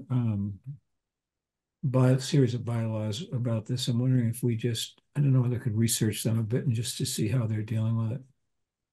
Yeah. We could certainly take a look. I mean, Boston is not always the first community we look to because they're so different under the Zoning Act than other municipalities, but I'm happy to. Yeah, I only suggest it because they're way ahead of us in a lot of ways. Yeah. As is Cambridge. Yeah. Okay. Other thoughts or questions from the board on the allowing occupancy in that 8 feet between 20 and 28? Does that you're still maxed out at 2 stories? Yeah. Or is that giving you some extra loft space or something? So your first story would be 0 to 20 feet. And then if you were going to occupy that 20 to 28, that's your second story. But you can't have 0 to 10, 10 to 20, there's your 2 stories, and now Right. you also getting this 8 feet. Yeah, the cap is still 2. Okay. No more than 2 stories for both of the underlying zoning, well, the underlying zoning districts in the overlay. You know, we've seen some tortured designs where there might be a first floor that has, let's say, an 18-foot height. They've got a maximum peak of 28, but they can't use the space. Like, they're thinking they can't even have people walk, like headroom, Yeah. finished space within the 20 to 28. And the reason that it's not 35 feet, typically they're 2.5-story, 35 feet. I'm thinking if there are residences within this district. Nope. But Not the in the harbor downtown overlay, I don't overlay, think. No. the downtown overlay, they're 35 feet, right? There are 3 stories in the business A district. I don't know if the overlay modifies that, so that those can be 3 stories of some unnumbered height.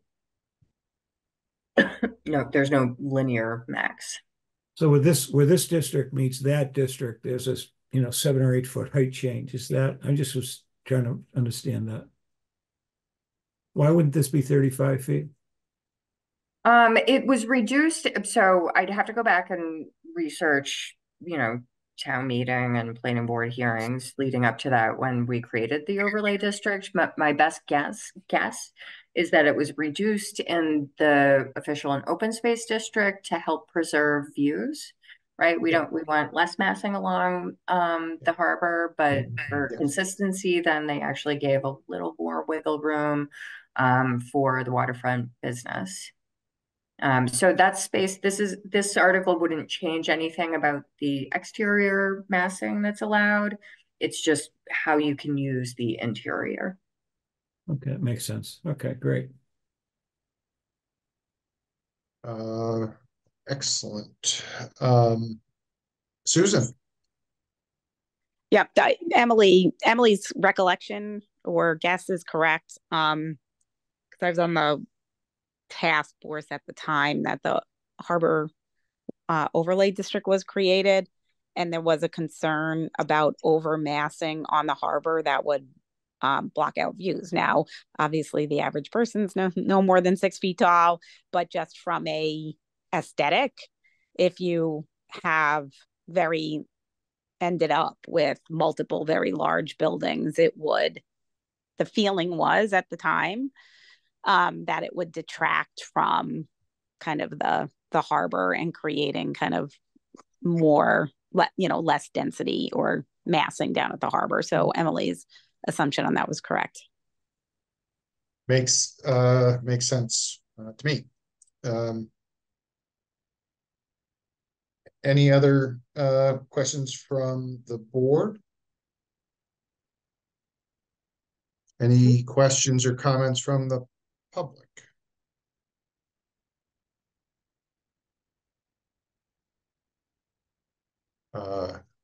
All right, then I think this is pretty straightforward, and I think Kevin would understand. So I'm going to go ahead and make a recommendation that the town meeting amend the zoning bylaw by adopting the maximum height in the Harbor Overlay District zoning article in the form presented during the public meetings. Second, Gary. Gary seconds. Thank you. And a roll call. Rita? Aye. Tracy? Aye. Gary? Aye. And I am an aye as well.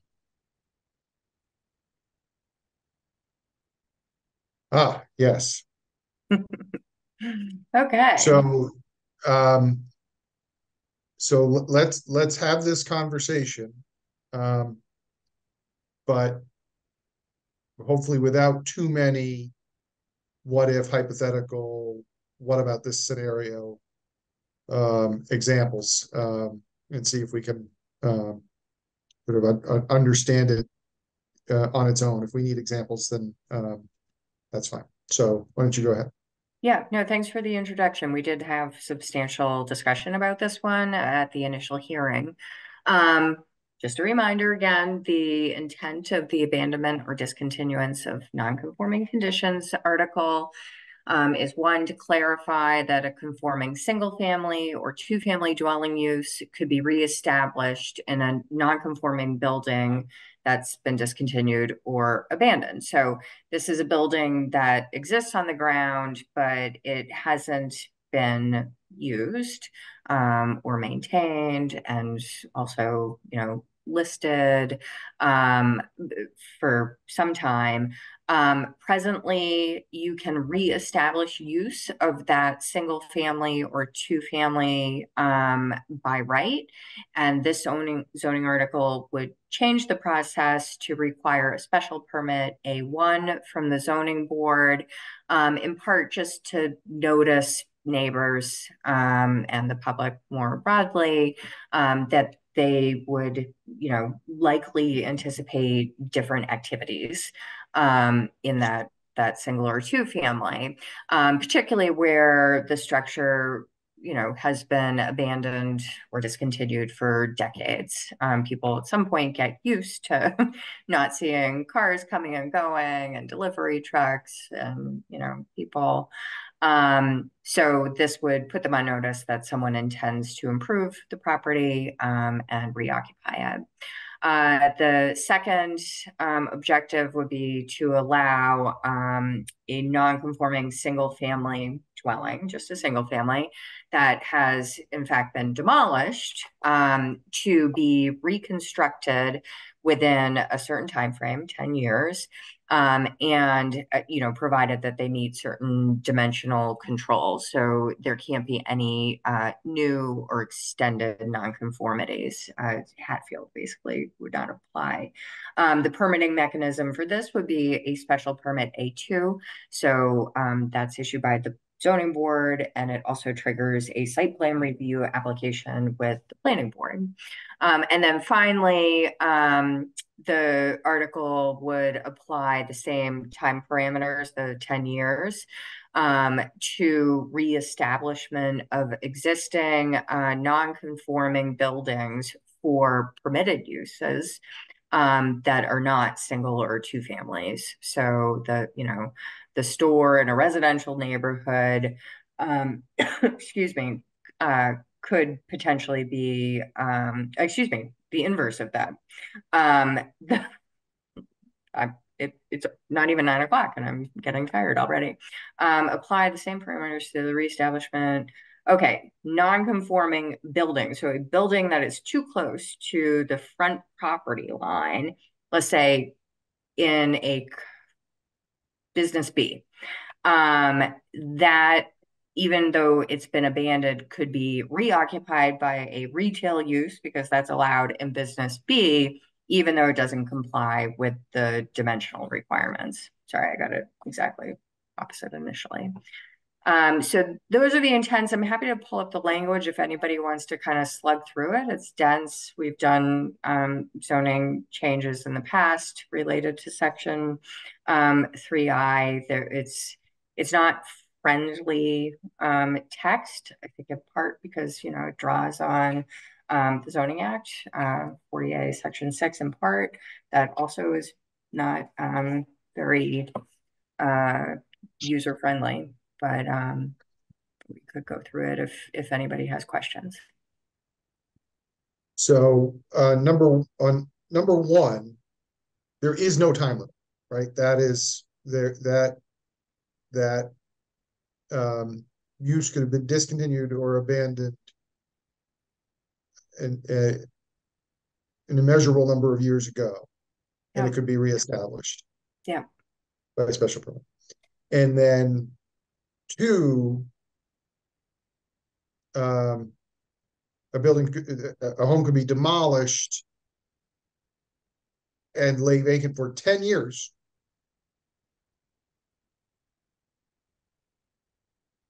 Yeah, and then be reestablished. The alternative, we don't allow this right now. 2 is brand new. 1 and 3 are kind of changes to what we already have in place. So presently, if you have a non-conforming lot, with a protected single-family home on it, and it's demolished. Maybe you have plans to reconstruct it, you lost your financing, you couldn't get things together for 5 years. You can't do anything with that property now because it doesn't meet today's standards. It's not a conforming lot. So this would allow, something that had been improved by a pre-existing non-conforming single family to be reused, but only if it's within 10 years and meets all the dimensional controls. Got it. So it's the lot that's not conforming. Yeah, if you had a conforming lot, let's say in a residential district, you could build, a house. Yeah. Okay. So this isn't that the house was non-conforming, like it didn't meet setbacks or something like that, and you can now build, even though it was demolished 5, 6, 7 years ago, you're not grandfathered into those dimensions. Yeah, if you're able to establish what those were, then you could also reestablish non-conforming setbacks. It's probably of less importance for the owner of that former single family if they have a conforming lot with respect to area and frontage, because they theoretically would have the option of siting the house to comply with setbacks and height limitations. But if the property owner is able to establish, if they have a 20,000 square foot lot, with 125 feet of frontage in Residence A, but the house that was demolished was 5 feet from the front property line, and where 25 feet is required, and they have a plan that depicts that condition, that also would be eligible for a special permit under this provision. So could we go back just to a bit to the I just want to focus on item 1. Going back to the 2020 town meeting where we had a long discussion about this, both at the meeting and leading up to the meeting. Item 1 was essentially allowed as a matter of right. And I just want to read what the town meeting voted then. This subsection 3 shall not apply to and shall not prohibit the conforming use of a building or structure that would be a lawful non-conforming building or structure if it had not been deemed discontinued or abandoned hereunder as a single-family dwelling or a two-family dwelling, provided, however, that any alteration, reconstruction, addition, extension, or structural change to the building or structure shall maintain or improve the dimensional conditions that were once non-conforming until abandoned or discontinued, and 2, any addition or extension to the building or structure conforms to the applicable height in yard dimensions under section 4A. And then, so in looking at that, my sense is that if you could reestablish the use, reestablish the building itself on the site as of right, if you met those conditions. However, in that, it did say non-conforming conditions reestablished pursuant to the above exception should no longer be considered non-conforming once a building permit or special permit has issued. So in that situation where you had an abandonment of use, or just a discontinuance of use or an abandonment of the structure, yet the structure was essentially intact, you could do all this as a matter of right. And so what's being proposed here is that the matter of right would change to be a more restrictive, where it would require a special permit. Now, I also understood that in the 2020 town meeting decision, that the amendment in 2020, that amendment to the bylaw, which I just described, this amendment is not intended to permit an abandoned or discontinued non-conforming single-family or two-family dwelling to be demolished and reconstructed at a later date. So the use of the term reconstruction is intended to allow demolition and reconstruction as one continuous process, not two separate processes separated by an extended period of time. So it seems to me that in all of the situations where you had a pre-existing non-conforming lot on which there was, as a result of setbacks or what have you, a pre-existing non-conforming building, but the building was intact, whether it was used or abandoned really wasn't as much of an issue as whether or not the building was intact. However, it seems to me that I don't understand why we wouldn't just leave all that in place as of right. But where the special permit would come into consideration would be that if a building had been demolished, or a building was in a state of essentially disrepair or unable to be occupied or used, a partial, collapse or what have you, and thereby the occupancy permit wasn't in place. It seems to me that situation moving forward would be a legitimate special permit procedure or process. So I'm not comfortable with the idea of on the scope that's consistent with the 2020 town meeting, why we would change that to special permit. Seems to me we should leave if the building's intact, and whether it's used or abandoned or not, the use should still continue and the building should continue as a pre-existing non-conforming, thereby legal. And then any change, in other words, rebuilding a demolished building, well, that's a significant change. Or if one wanted to do a new building on a demolished foundation and the new building didn't meet the setbacks and other requirements of the current zoning bylaw, then of course, then that would be a special permit. It seems to me too. So that's kind of the basis of my thoughts on this. Yeah, that's interesting. I mean, you might recall I presented to this board the zoning board's 2020 article.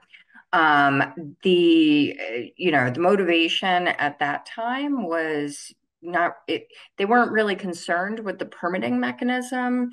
The intent was really to, in one respect, allow a little more flexibility, in particular reconstruction of existing non-conforming single and two families when it wasn't practical to rehab that existing structure.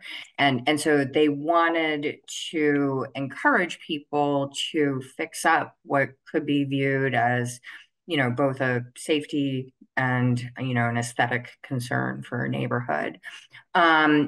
Now, when we were looking at this additional allowance where the structure no longer exists on the ground, that it could potentially be reconstructed and added in a time limit within 10 years, it would be eligible for a special permit.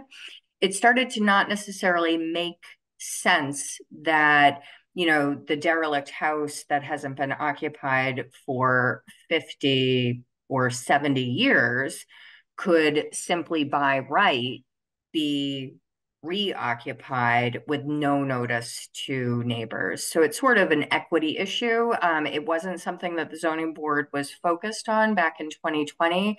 It really arose out of this new allowance and the permitting mechanism that would be required for that.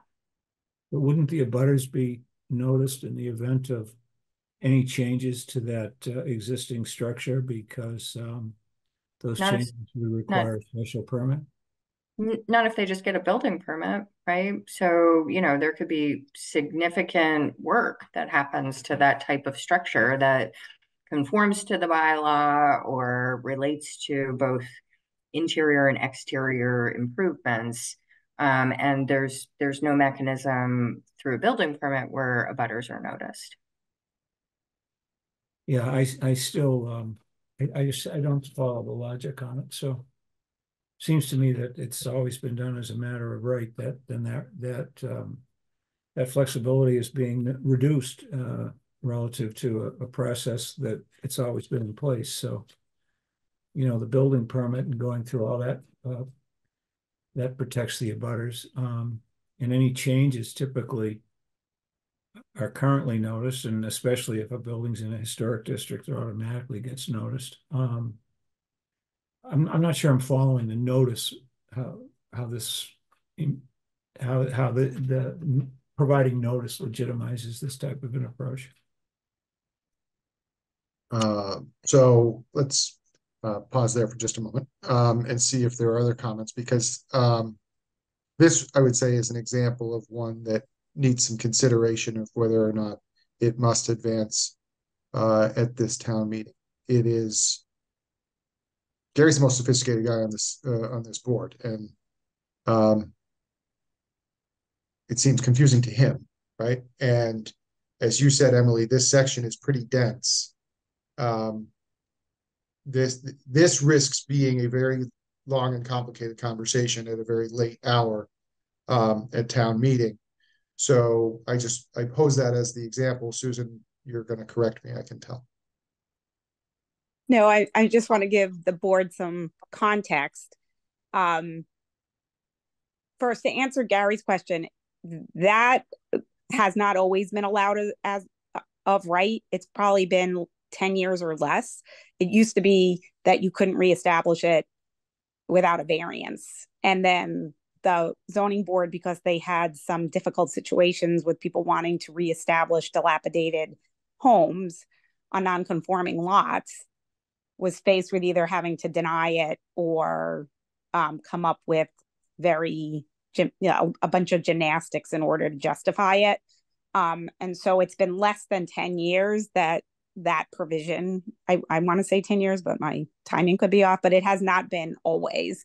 It was something that was never allowed. It was deemed abandoned and it could not be reestablished. So just from a context of just evolution over time, as the zoning board's been facing things, it's tried to address them in the ways they felt were best for neighborhoods.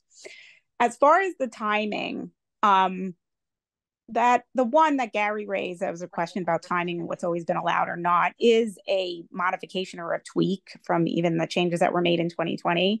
But really the substantive change is the D3B, which would allow a reconstruction with a special permit A1 after a single family dwelling had been fully demolished, so abandoned by demolished. So now it's a vacant lot. It is drafted so it could apply to any similarly situated lot in the town. However, it was prompted this year by a pending appeal that is sitting at the zoning board with respect to a particular property, and in which the board has found that a house cannot be reconstructed on that lot under the existing zoning. And so there was a discussion about proposing a zoning amendment that might allow that to occur with a review process to make sure it was appropriate to the neighborhood, and to stay the appeal to see if town meeting would accept this. If it doesn't proceed or town meeting doesn't agree to adopt it, then the appeal would proceed and the town will end up in court over whether or not the existing zoning allows a home to be built on a particular lot in town. So the timing of having it go forward is, if it was acceptable, if the planning board thought it was worthwhile to recommend and town meeting agreed and adopted it, then the town would not end up in litigation over an appeal. If the board feels it's not ready for prime time, and it doesn't go to town meeting, then the town will be in litigation over this lot. Now, I'm not saying that's the reason the board should do it.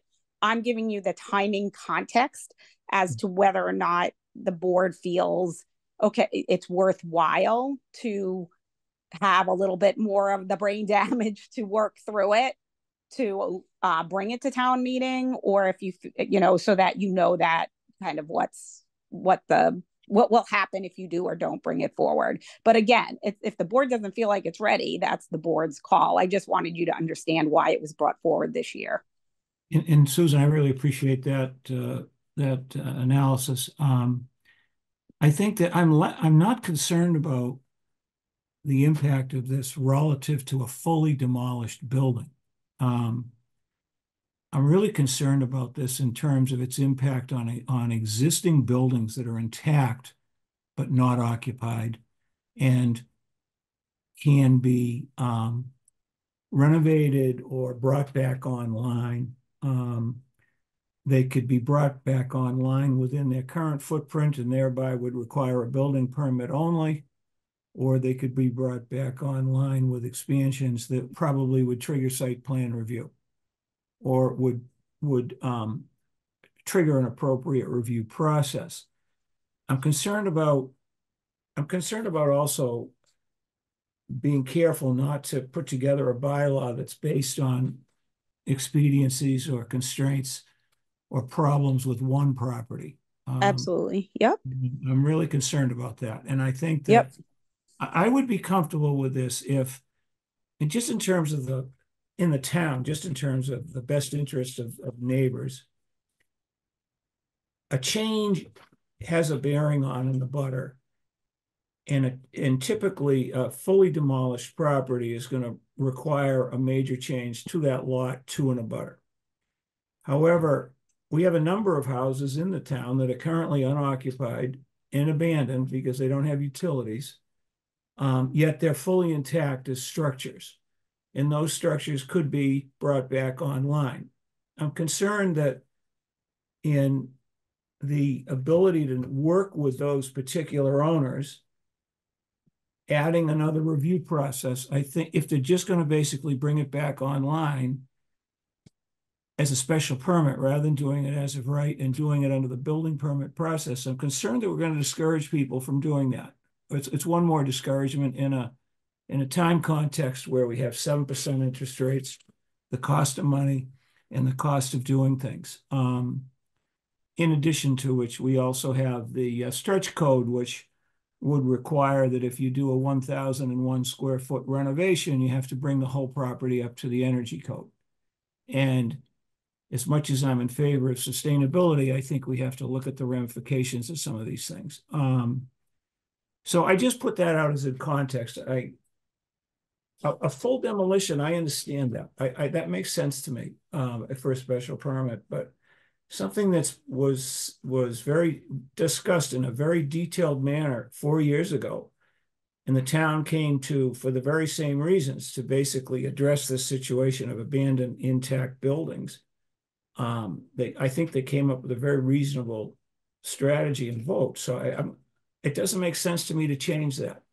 I don't think, and especially not to change it because of one property. It seems the legal constraints we have in one property. I think because that's a fully demolished property, why can't it just be, we just say fully demolished properties would need a special permit and moving forward and just limit it that way.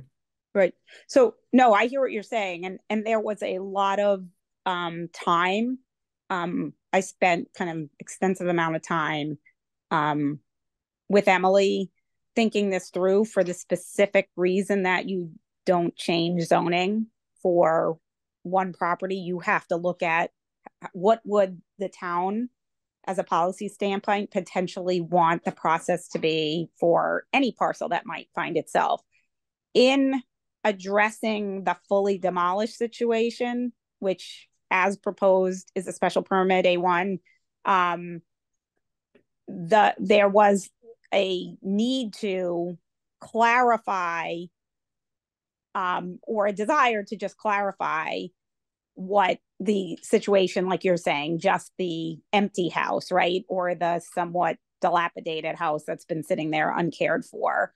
And as Emily said, was to create a consistent process. So, I mean, but that was just a proposal from staff. So for the board's consideration. So if the board wanted under D3A, which is kind of the building still standing there, but has been deemed discontinued or abandoned, but not demolished, and wanted that to still be as a right, like that's a change that the board can make in its recommended motion. So that's something that's doable. It's B is the one that deals with a home that's been, so I'm referring to subsections. Subsection B is the one that deals with a fully demolished single family home that has not been demolished for more than 10 years. And then there's a third category, which are non-single or two family homes. So, but anyway, yeah. So Gary, I mean, that's obviously up to the board's discretion, what you think is appropriate. Yeah, I mean, right? That sounds like a reasonable compromise. I just in terms of just the context of some existing conditions. Right now in the town, if you are a neighbor to a house that is basically abandoned, yet intact and not presenting any collapse risk or anything like that to the neighborhood kids or what have you. Right now in the town, what does a neighbor have as a tool in the toolbox to encourage a property owner of an abandoned structure, notwithstanding the fact that they're paying probably $10,000 a year in taxes on a building that has no use, and the building has no power or utilities. It's cold, it's wet, but it's still there's the roof's not leaking. It's still intact. Well, what does a abutter or a neighbor have in terms of a process to move something like that to a more favorable use? Well, there's nothing that the abutters can do to encourage or move, require a budding property owner to do anything. The only, if there was a situation where they felt it was becoming unsafe or in some other way, kind of violating code in some way, then they could come to the town and ask for enforcement for violations of codes or unsafe conditions. But there's no way that you can really make your neighbor fix up their property if they're not inclined to. I agree. Yeah. Not intending to do that, but okay. Yeah. Well, thanks for that clarification. Yeah. All right. Any other comments from the board before I turn it over to the public? Any members of the public have any input on the proposed change or this conversation that we've had?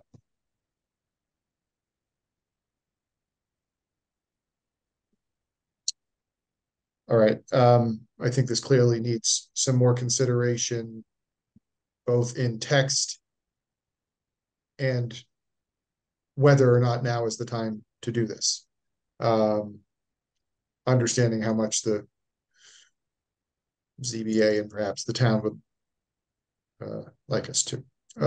So I'm going to make a motion to continue the proposed zoning bylaw on the abandonment and discontinuance of non-conforming conditions to February. Well, or should we do it next week or February 12th? Either works. We were hoping to just focus on some of the other ones next week, but it's Fine. yeah. Okay, so February 12th it is. So that's my motion. Second, Gary. Thanks, Gary. Roll call. Tracy. Aye. Gary. Aye. And Rita. I heard.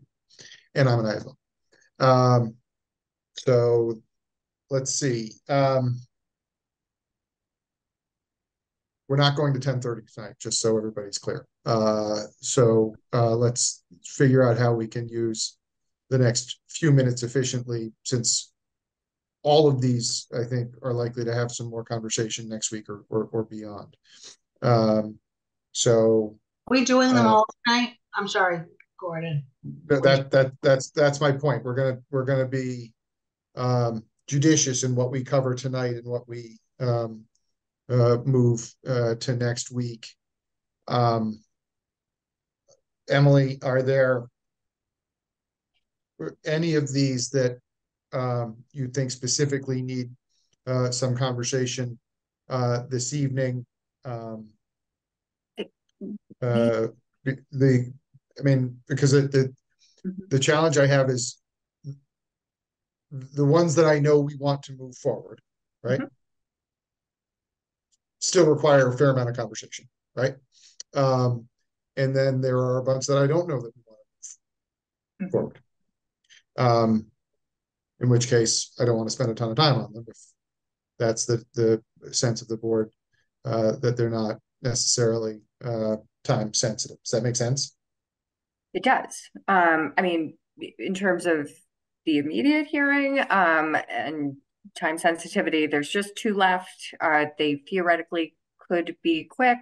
There's one that I don't think is actionable, at least tonight, but it would be helpful to know if the board is not interested in moving it forward at all. If they'd like to continue the discussion, it would also be helpful to know what additional information you'd be looking for in advance of a continued hearing. And then the last one is a pretty simple cleanup article that that's the parking lot one, right? Oh, sorry, there's 3 left. Yes, and then there's me and my big mouth. Did you see that? See that? Sorry. So what's the other cleanup other than the parking lot? The signage reference one. Can I just ask a question? Mm-hmm. So what are we talking about next week? We were hoping to focus on the multifamily zoning, by right multifamily zoning district, and then the floodplain article, the state mandated ones, aside from the groundwater protection district. And that's next week. That's next week, yeah. I mean, well, the floodplain one, we can talk all we want, but that's going forward, right? I mean, so I predict that to be a relatively short conversation next week. Not so the MBTA communities, I grant you that. Although one man's opinion, I think that's in pretty good shape where it is. So we'll see. So we could move 1 or 2 more to next week and still keep our time sensitive. So, Mrs. Bellows, I've seen your hand go up and down a couple of different times, so I didn't know. And now here we are. So I'm going to go out of order and see if there's one of these that you have a burning desire to talk about tonight. I do. Thank you. Can you hear me? Yes, loud and clear. Okay, it's like I'm an idiot. I don't know how to raise my hand, not raise my hand. I'm like, hey, raise my hand, but I don't put the button on. Okay. I have concerns about the MBTA communities, multifamily housing. And I know that there's an issue. I mean, I think you're going to have more conversation on the 29th. Yeah, that's when I think we're planning to take that up next, just because that's a robust conversation and candidly not what I want to start at 9:20. But no. So are you free? So are you free next week? I am, and I will be there. And I think that I'm looking at the names. We have a lot of neighbors on here who were expecting to talk about it tonight. Fine, we can talk about it on Monday. What do you have some tips? No, so let's do this, Emily. I think since I did it right at the beginning, because I opened them all, right? Yeah. So it's all right for us to take some public comment tonight and then continue it, right? And then folks can join us again next week if they'd like. But since they've been more than patient sitting through all this, to pull the rug out from underneath them now would be sort of unfortunate. So let's go ahead and take a few minutes, as many minutes as we need, to hear from the public. Is that that's acceptable, right? Yeah, I think it would be actually quite helpful for us in continued hearings if folks just don't mind stating, in addition, name, their address. Yeah. Oh, thank you. So Nicole, you go first, and then we'll see. Okay. Everybody Nicole else. Bellows, 18 Partridge Drive, down the street from where I've just learned there might be. They're doing comments now. Oh, should I sorry, did you? No, you're good. That's fine. That was, I think, another member of the public trying to Okay. inform somebody that we were taking Concerned public comments. about the spot, the property, and it's very close to where you probably all saw Riverstone and discussed it, and the same issues. The schools, the overcrowding, the safety, the traffic, the blah blah blah. And now I think there's a little bit of added congestion where Jackson Square, Weymouth is going to be probably building out their property. It's a really tricky space. So long story short, I'm concerned. I'm opposing, I guess, the idea of the French Street property. All right, good start. It's not a good start. I just give no, it is a good. It's absolutely a good start. I mean, and your point about Jackson Square, whether everybody knows or not, there are big plans for Jackson Square, right? So this all needs to be thought of in sort of broader context sometimes. Jim Cruiser, you have your hand up next.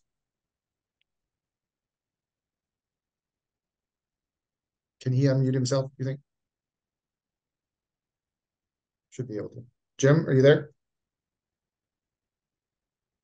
Good. Can you hear me now? Now we can. Yes, thank you. Great, thank you. Jim Cruiser, 10 Quail Run.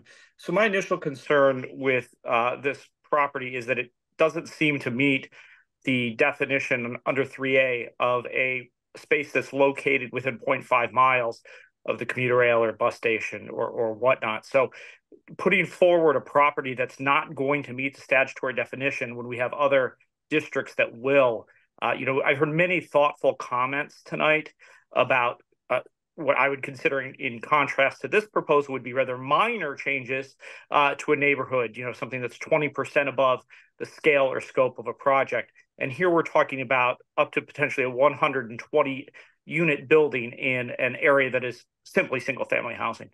In addition, obviously, to the other concerns of traffic, school congestion, and all of that, and to cede all zoning ability for a parcel that doesn't meet the statutory definition, it doesn't seem very sensible. Thank you. Thank you.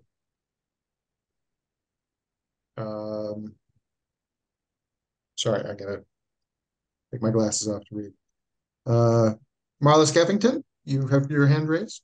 Yes, thank you. I'm Marla Skeffington. I am, my husband and I own 2 Quail Run. At Jim Cruiser is our neighbor, and he actually, Jim, I had the exact same comments written down that you did. I'm actually looking at Baker's, his 2021 economic bill, and it says here an MBA, according to section 3A, an MBTA community can be generally defined as a community located within 0.5 miles of a commuter rail station, subway station, ferry terminal, or bus station. So the first thing I'm thinking is that location isn't within 0.5 miles. The second thing that comes to my mind is that as I was sitting here the last 2 hours listening to everything that's been on the town agenda, and you really learn a lot. Some of the things that were discussed and some of the comments I heard about neighbors trying to enhance their homes or put up new homes. I heard you all talking about preserving the character of like the surrounding area and the history of a neighborhood.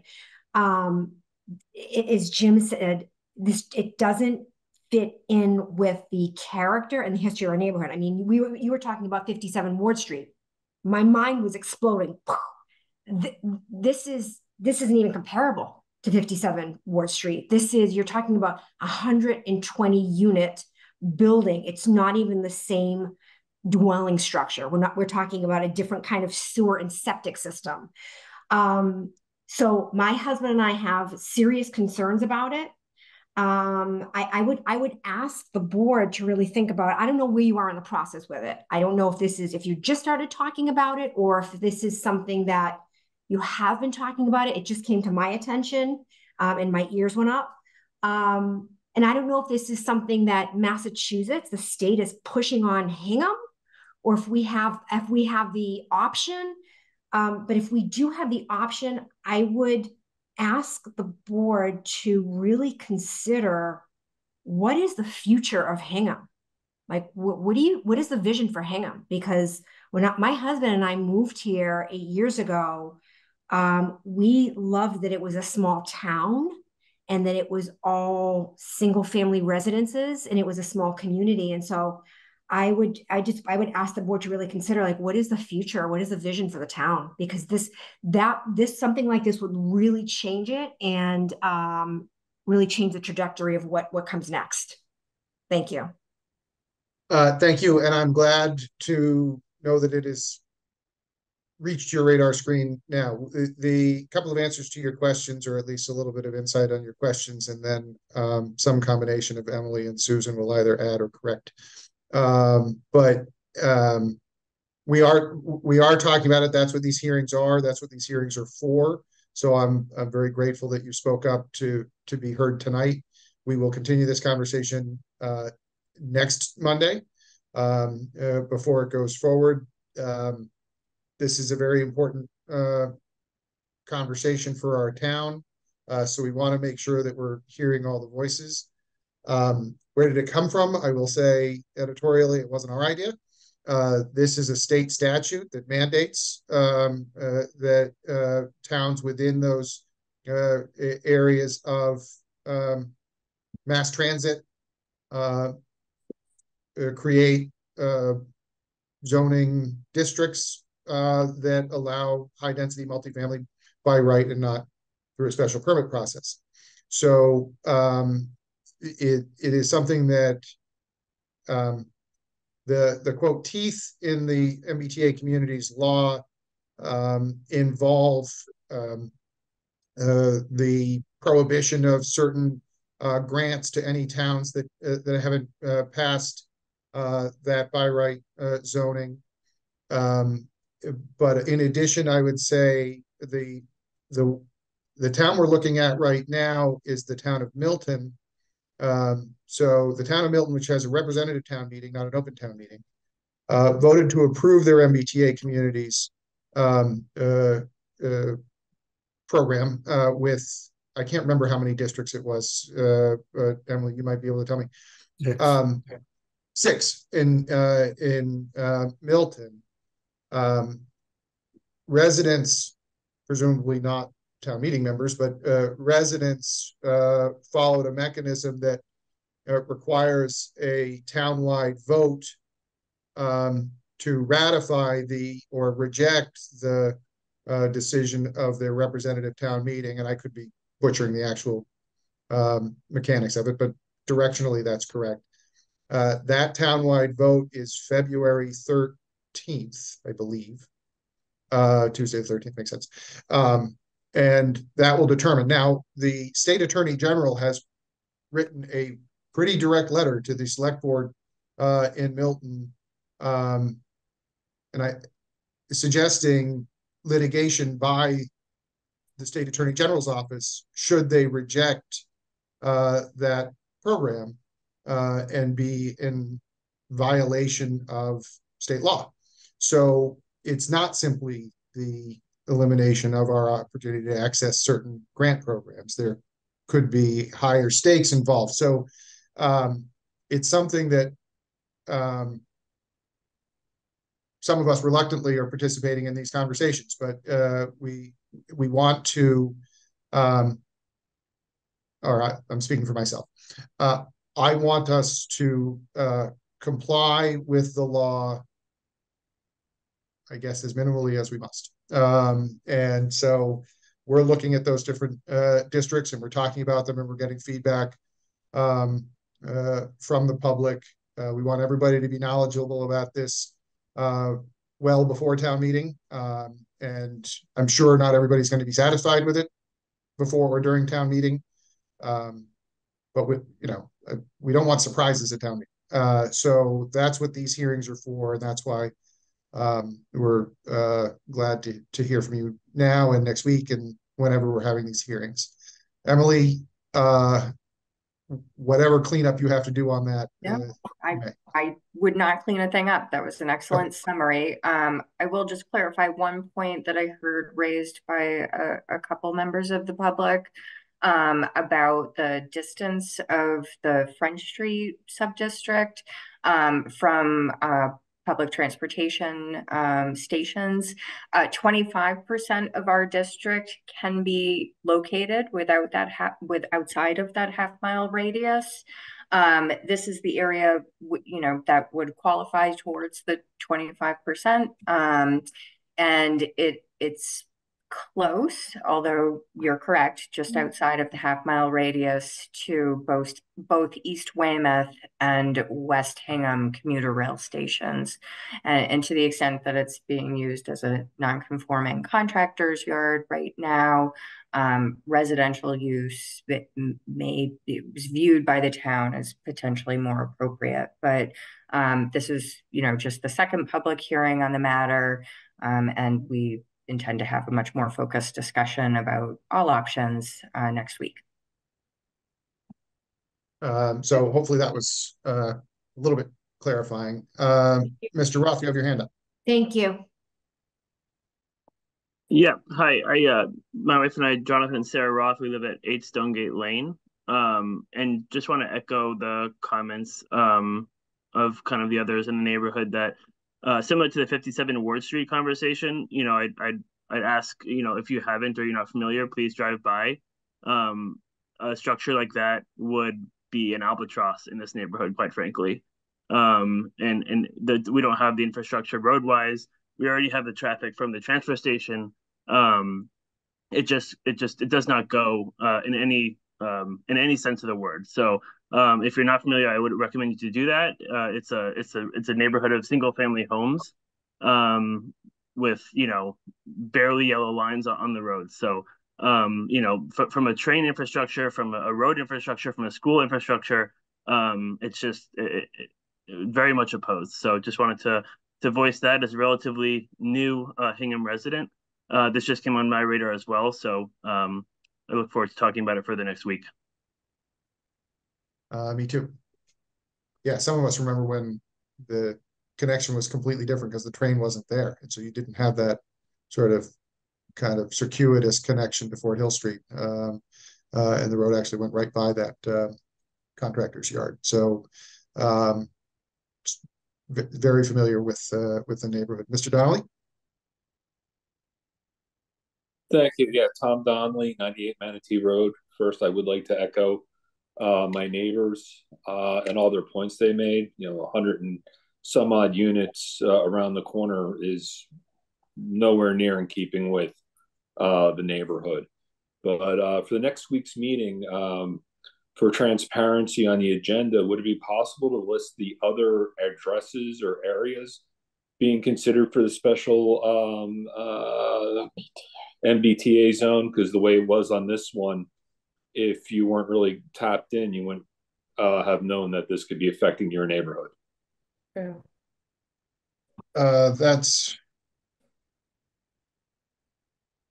Well, let me take a look at that because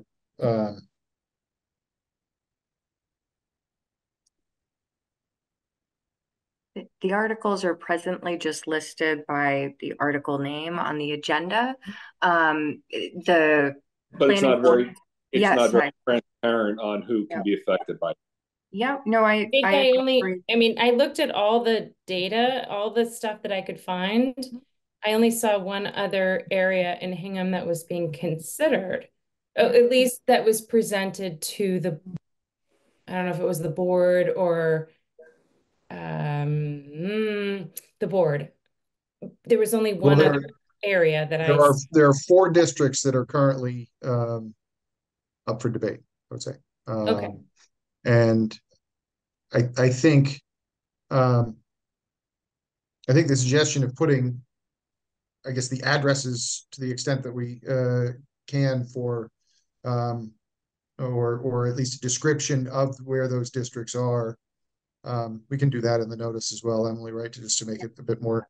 No, I think that's an excellent suggestion. And then just for folks who are newer to this topic, there's two places on the town's web page that includes more background.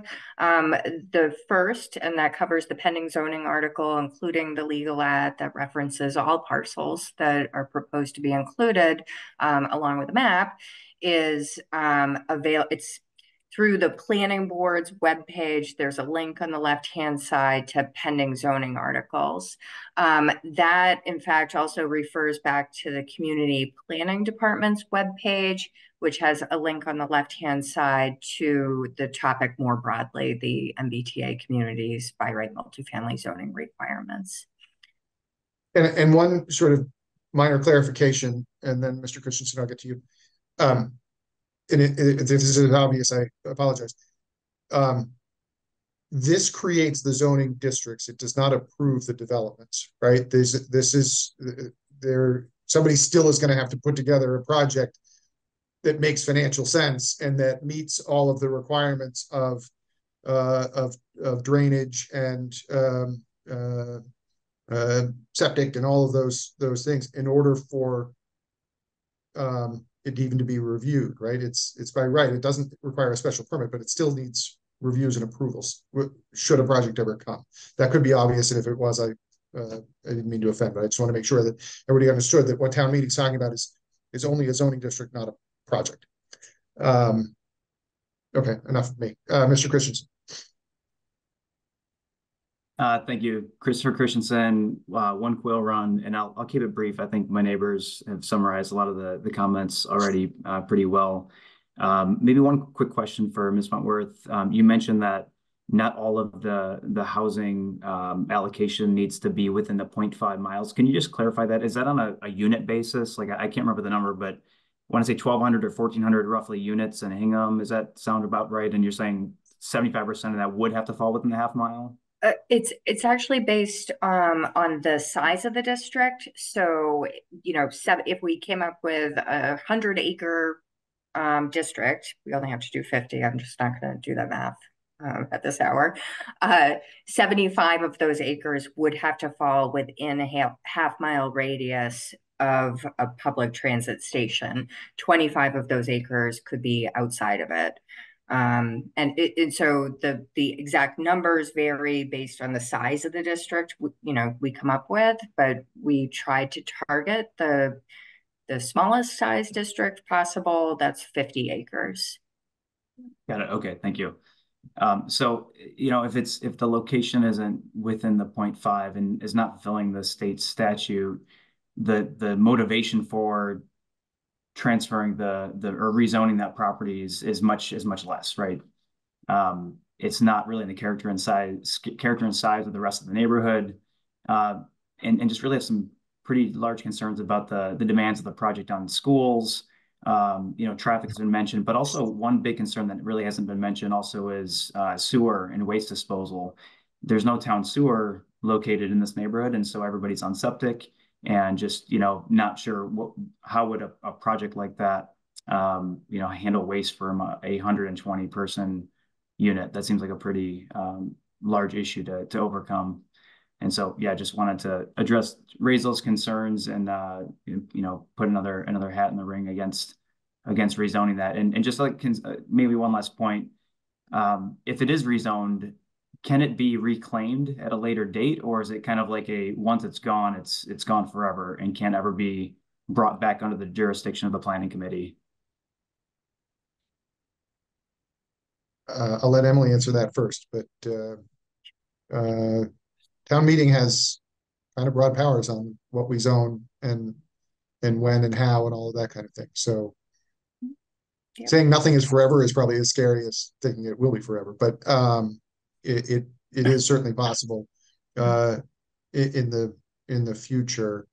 And your point about septic versus sewered areas and all that kind of stuff is a great one that many of us we were raising when it was being debated in the legislature, and we've been raising it ever since, that You know, the MBTA Communities Act, as written, is a pretty blunt instrument in order to get more housing that doesn't really think about some of the those other implications that could vary widely from town to town.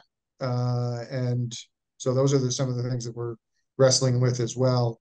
I see Mr. Ross and Mr. Donnelly with their hands up again, but I'm going to go to Susan Murphy first. And if you guys do still have your hands up, leave them up. If you don't, you can take them down.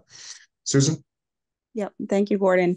So just some clarifications, and I don't want to get into too much detail. I think, you know, maybe if the board wishes, we can kind of do a recap at the beginning of next week.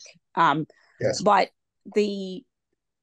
just so everyone's clear, this is it but you also said it, Gordon, it's zoning for potential capacity, but it's not mandating any projects get done, or if projects get done, that nothing is taking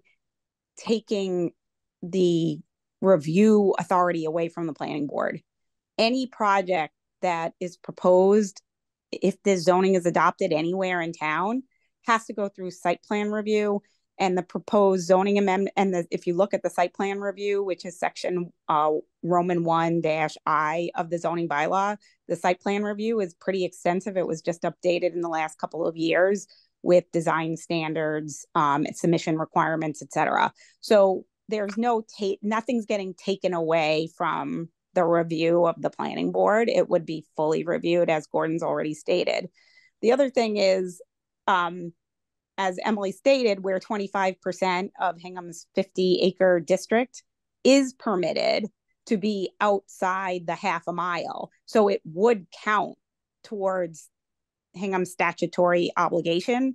And in fact, if the board were to agree that maybe this parcel isn't the most appropriate parcel, the town would have to find more land, or the town would not be in compliance.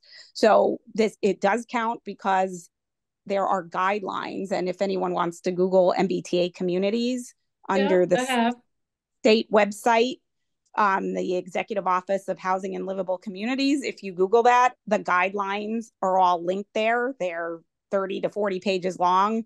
And they set forth, it's not just the 3 paragraphs of the section 3A. It's these 20 to 30 plus pages of guidelines from the Executive Office of Housing and Livable Communities, which sets forth how you define your district, how big your district has to be, what portion of the district can be further than a half a mile, all of that. Yep. And there's a very extensive compliance model that the town's required to input significant amount of information that Emily and her staff's been doing for months to get there. So all of this was done in checking every box that the state is requiring the town to do. The town can look at any parcels it wants, but a large number of them won't be considered developable area, and it has to meet the definition of developable area. So there's a lot of factors, and like I said, I'm sure Emily can, if Gordon, if the board wishes, Emily could go into a little more detail, because there was actually an outside consultant that was also hired to help the town comply and to determine kind of how the locations were. So I just want people to know, like, that's not saying that your concerns are not legitimate, and the board will obviously hear those and then look at what the other options are in the town. I just want everyone to know that there's been months and months of a lot of research and planning in compliance with the state requirements that have determined what can qualify under the statute. Yeah, thank you, Susan. I think it's a great idea. I think we will plan not to add homework assignments to Emily, but next week when we open this hearing, and I hope you all will tell neighbors and friends that we'll do a primer of sorts on what the MBTA Communities Act is and what it requires of the town. That the areas of discretion on our part are pretty limited but making sure you all understand the constraints under which we're trying to thread this needle. I think would be helpful, and then we can go into some of the substances as well after that. So we will plan on doing that next Monday also. Mr. Donnelly, you have another comment? Yeah, just quickly, I really appreciate your concern with compliance, but we're concerned about our neighborhood, and we know if it's rezoned, it will most likely be developed. I've been to enough town meetings, living here for 17 years this spring, that Hingham has a habit of, once something is, we go down the road of investigating it, we buy a water company. We do all sorts of things. So, further all of the research was done, but the neighborhood are just being informed. It's just come to light this evening that there's been a consultant involved. I'm pretty involved in town, pretty informed, but this is news to us. And if it's news to myself, I would have to imagine 90% of my neighbors this is news to. So while we appreciate the work you folks have been doing on this subject, transparency is of the utmost in something like this, because it's our home, it's our investment, it's our nest egg. We moved to Hingham 17 years ago because of what the town was. And while I realize the state is mandating an unfunded mandate on our community, this is one that is really a hard pill to swallow. I get the idea of having affordable housing, but it needs to be done in a thoughtful and well-planned manner, and not just, hey, there's a construction yard around the corner from from small homes, and we want to turn it into 100 and some odd unit income housing development, where the road and the infrastructure will not support that type of development, and the state's not going to give us the money to improve the railroad crossing, our emergency services, and the other services that would be required to support such a development. I know you said you're going to bring this up again next week, so I'll leave it there, but I appreciate the opportunity to speak. Well, and I hope you'll come next week. I'll make two clarifying points. One, we care about your neighborhood too, right? And two, I don't think you heard anywhere here this evening, nor will you hear on Monday or any other time, that we want to advance the housing development on that property. It is, and we'll get into it more next week, but the constraints on our compliance are significant. And this was not arrived at casually, and it's not final, it's not settled. That's what these hearings are for. So we'll have more of this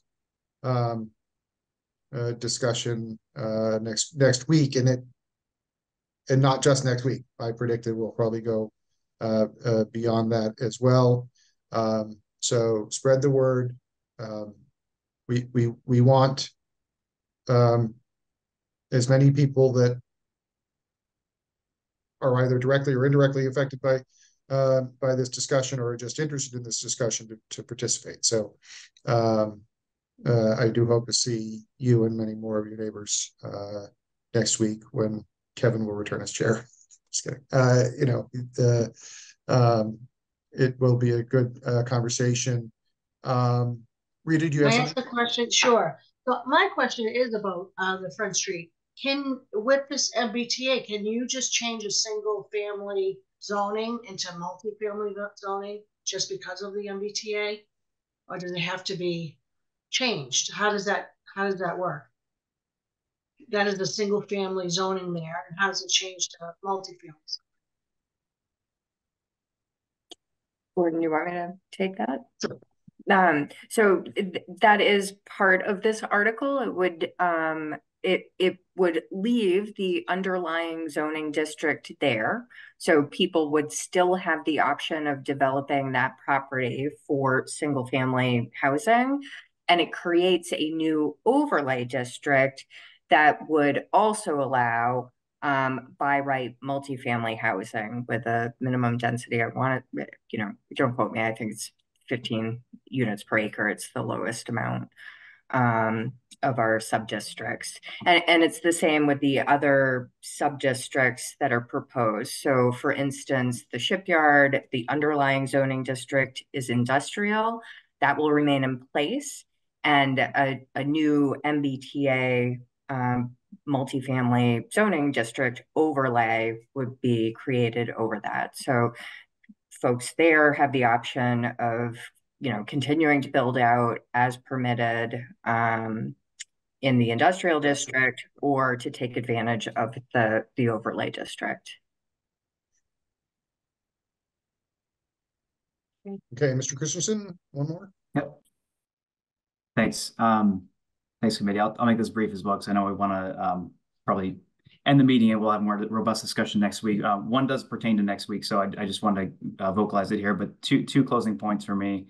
You know, the one I didn't mention earlier, but that location is not really close to a developed location that would be suitable for low-income housing. If you think about low-income, you know, people typically needing some kind of transportation or a place that's walkable, it's a very isolated location. It's not close to Jackson Square. It's not close to any storage you can particularly walk to. And so really truly does require a car. When I think about other locations in town that are more suitable along 3A, for example, perhaps the condos near Lynch Field, some of that area that just seems more appropriate for that kind of use. That's the first point. The second point, and Susan, you made mention of, you know, there's some discussion a bit ago about the review of a site plan that would, even after it would be rezoned. I just want to make sure that we get, you know, perhaps we can do some research between now and next time we meet next week. If that's true, you know, is there a lower, does the same standard apply if that area is rezoned to MBTA housing? Does the Planning Commission have the same exact authority in review, or is it a lower standard? I had heard it was a lower standard, and so I just would want to make sure that you know, we're clear and that's everyone's in the same place of understanding on that point as well. Is it the same site review, or is it some kind of different site review that is not at the same standards as the rest of, you know, how we would approve site plans? Thank you. Yeah, we'll include that in the primer overview next week as well, so we can explain what that process is should something come before us. And then on your other point, just one of the interesting quirks of this legislation, which is mystifying to some, is they went to all this trouble to create this mandate, but there is no requirement for affordable housing. This could all be market rate. So while there's a strong desire among many corners of state government for more affordable housing, they did not include that in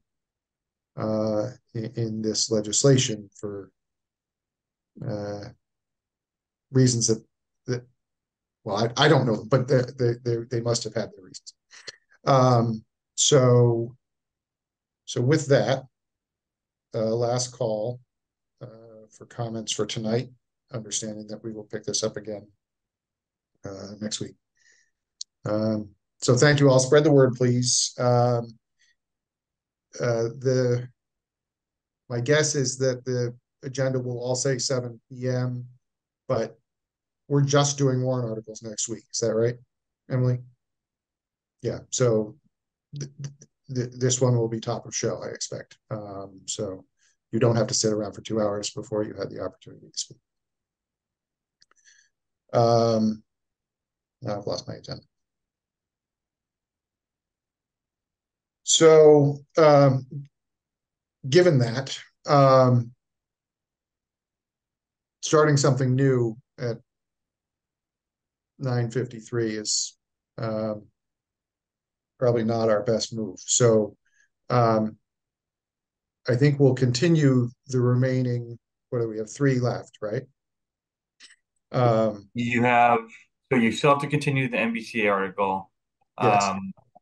Special requirements in the official and open space district, EV charging, parking requirements, signage reference correction, personal wireless facilities, and the cell phone stuff, right? And so plain map references. Well, wow, I forgot about with 5 to continue left to continue. I refer to you to my opening statement when we got to the if we can't keep track of the 11 in our hearings, right, then yeah, that's going to be a long April evening.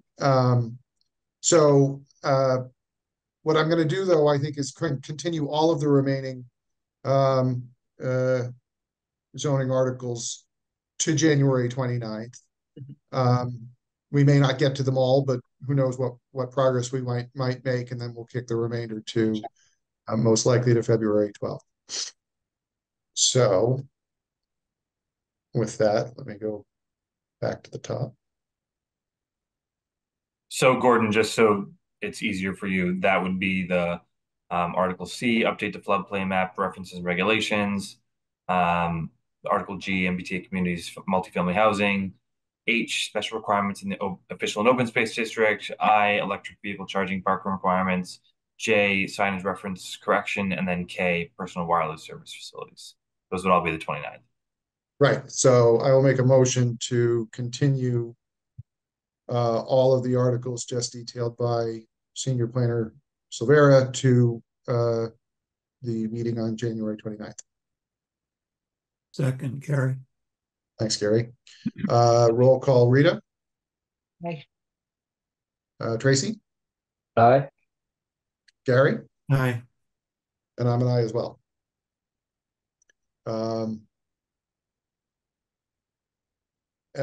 Is there any other business, administrative reports, anything? We don't have minutes, right? No, those are under construction. Enough. Okay, any other questions or comments from the board or staff? Good job, Gordon. Yeah, so just to show off, we're going to adjourn at before 10 p.m. just so we can remind Kevin of that. So I will make a motion to adjourn the January 22nd planning board meeting at 9:56 p.m. Second. Thank you, Rita. Roll call. Tracy this time. Aye. Rita. Aye. Gary. Aye. And Gordon's an aye as well. All right, everybody. Thank you so much. Thank you, Michael. Thank you, Emily. Thank you, Susan. And we'll see you all next Monday. good night. Bye.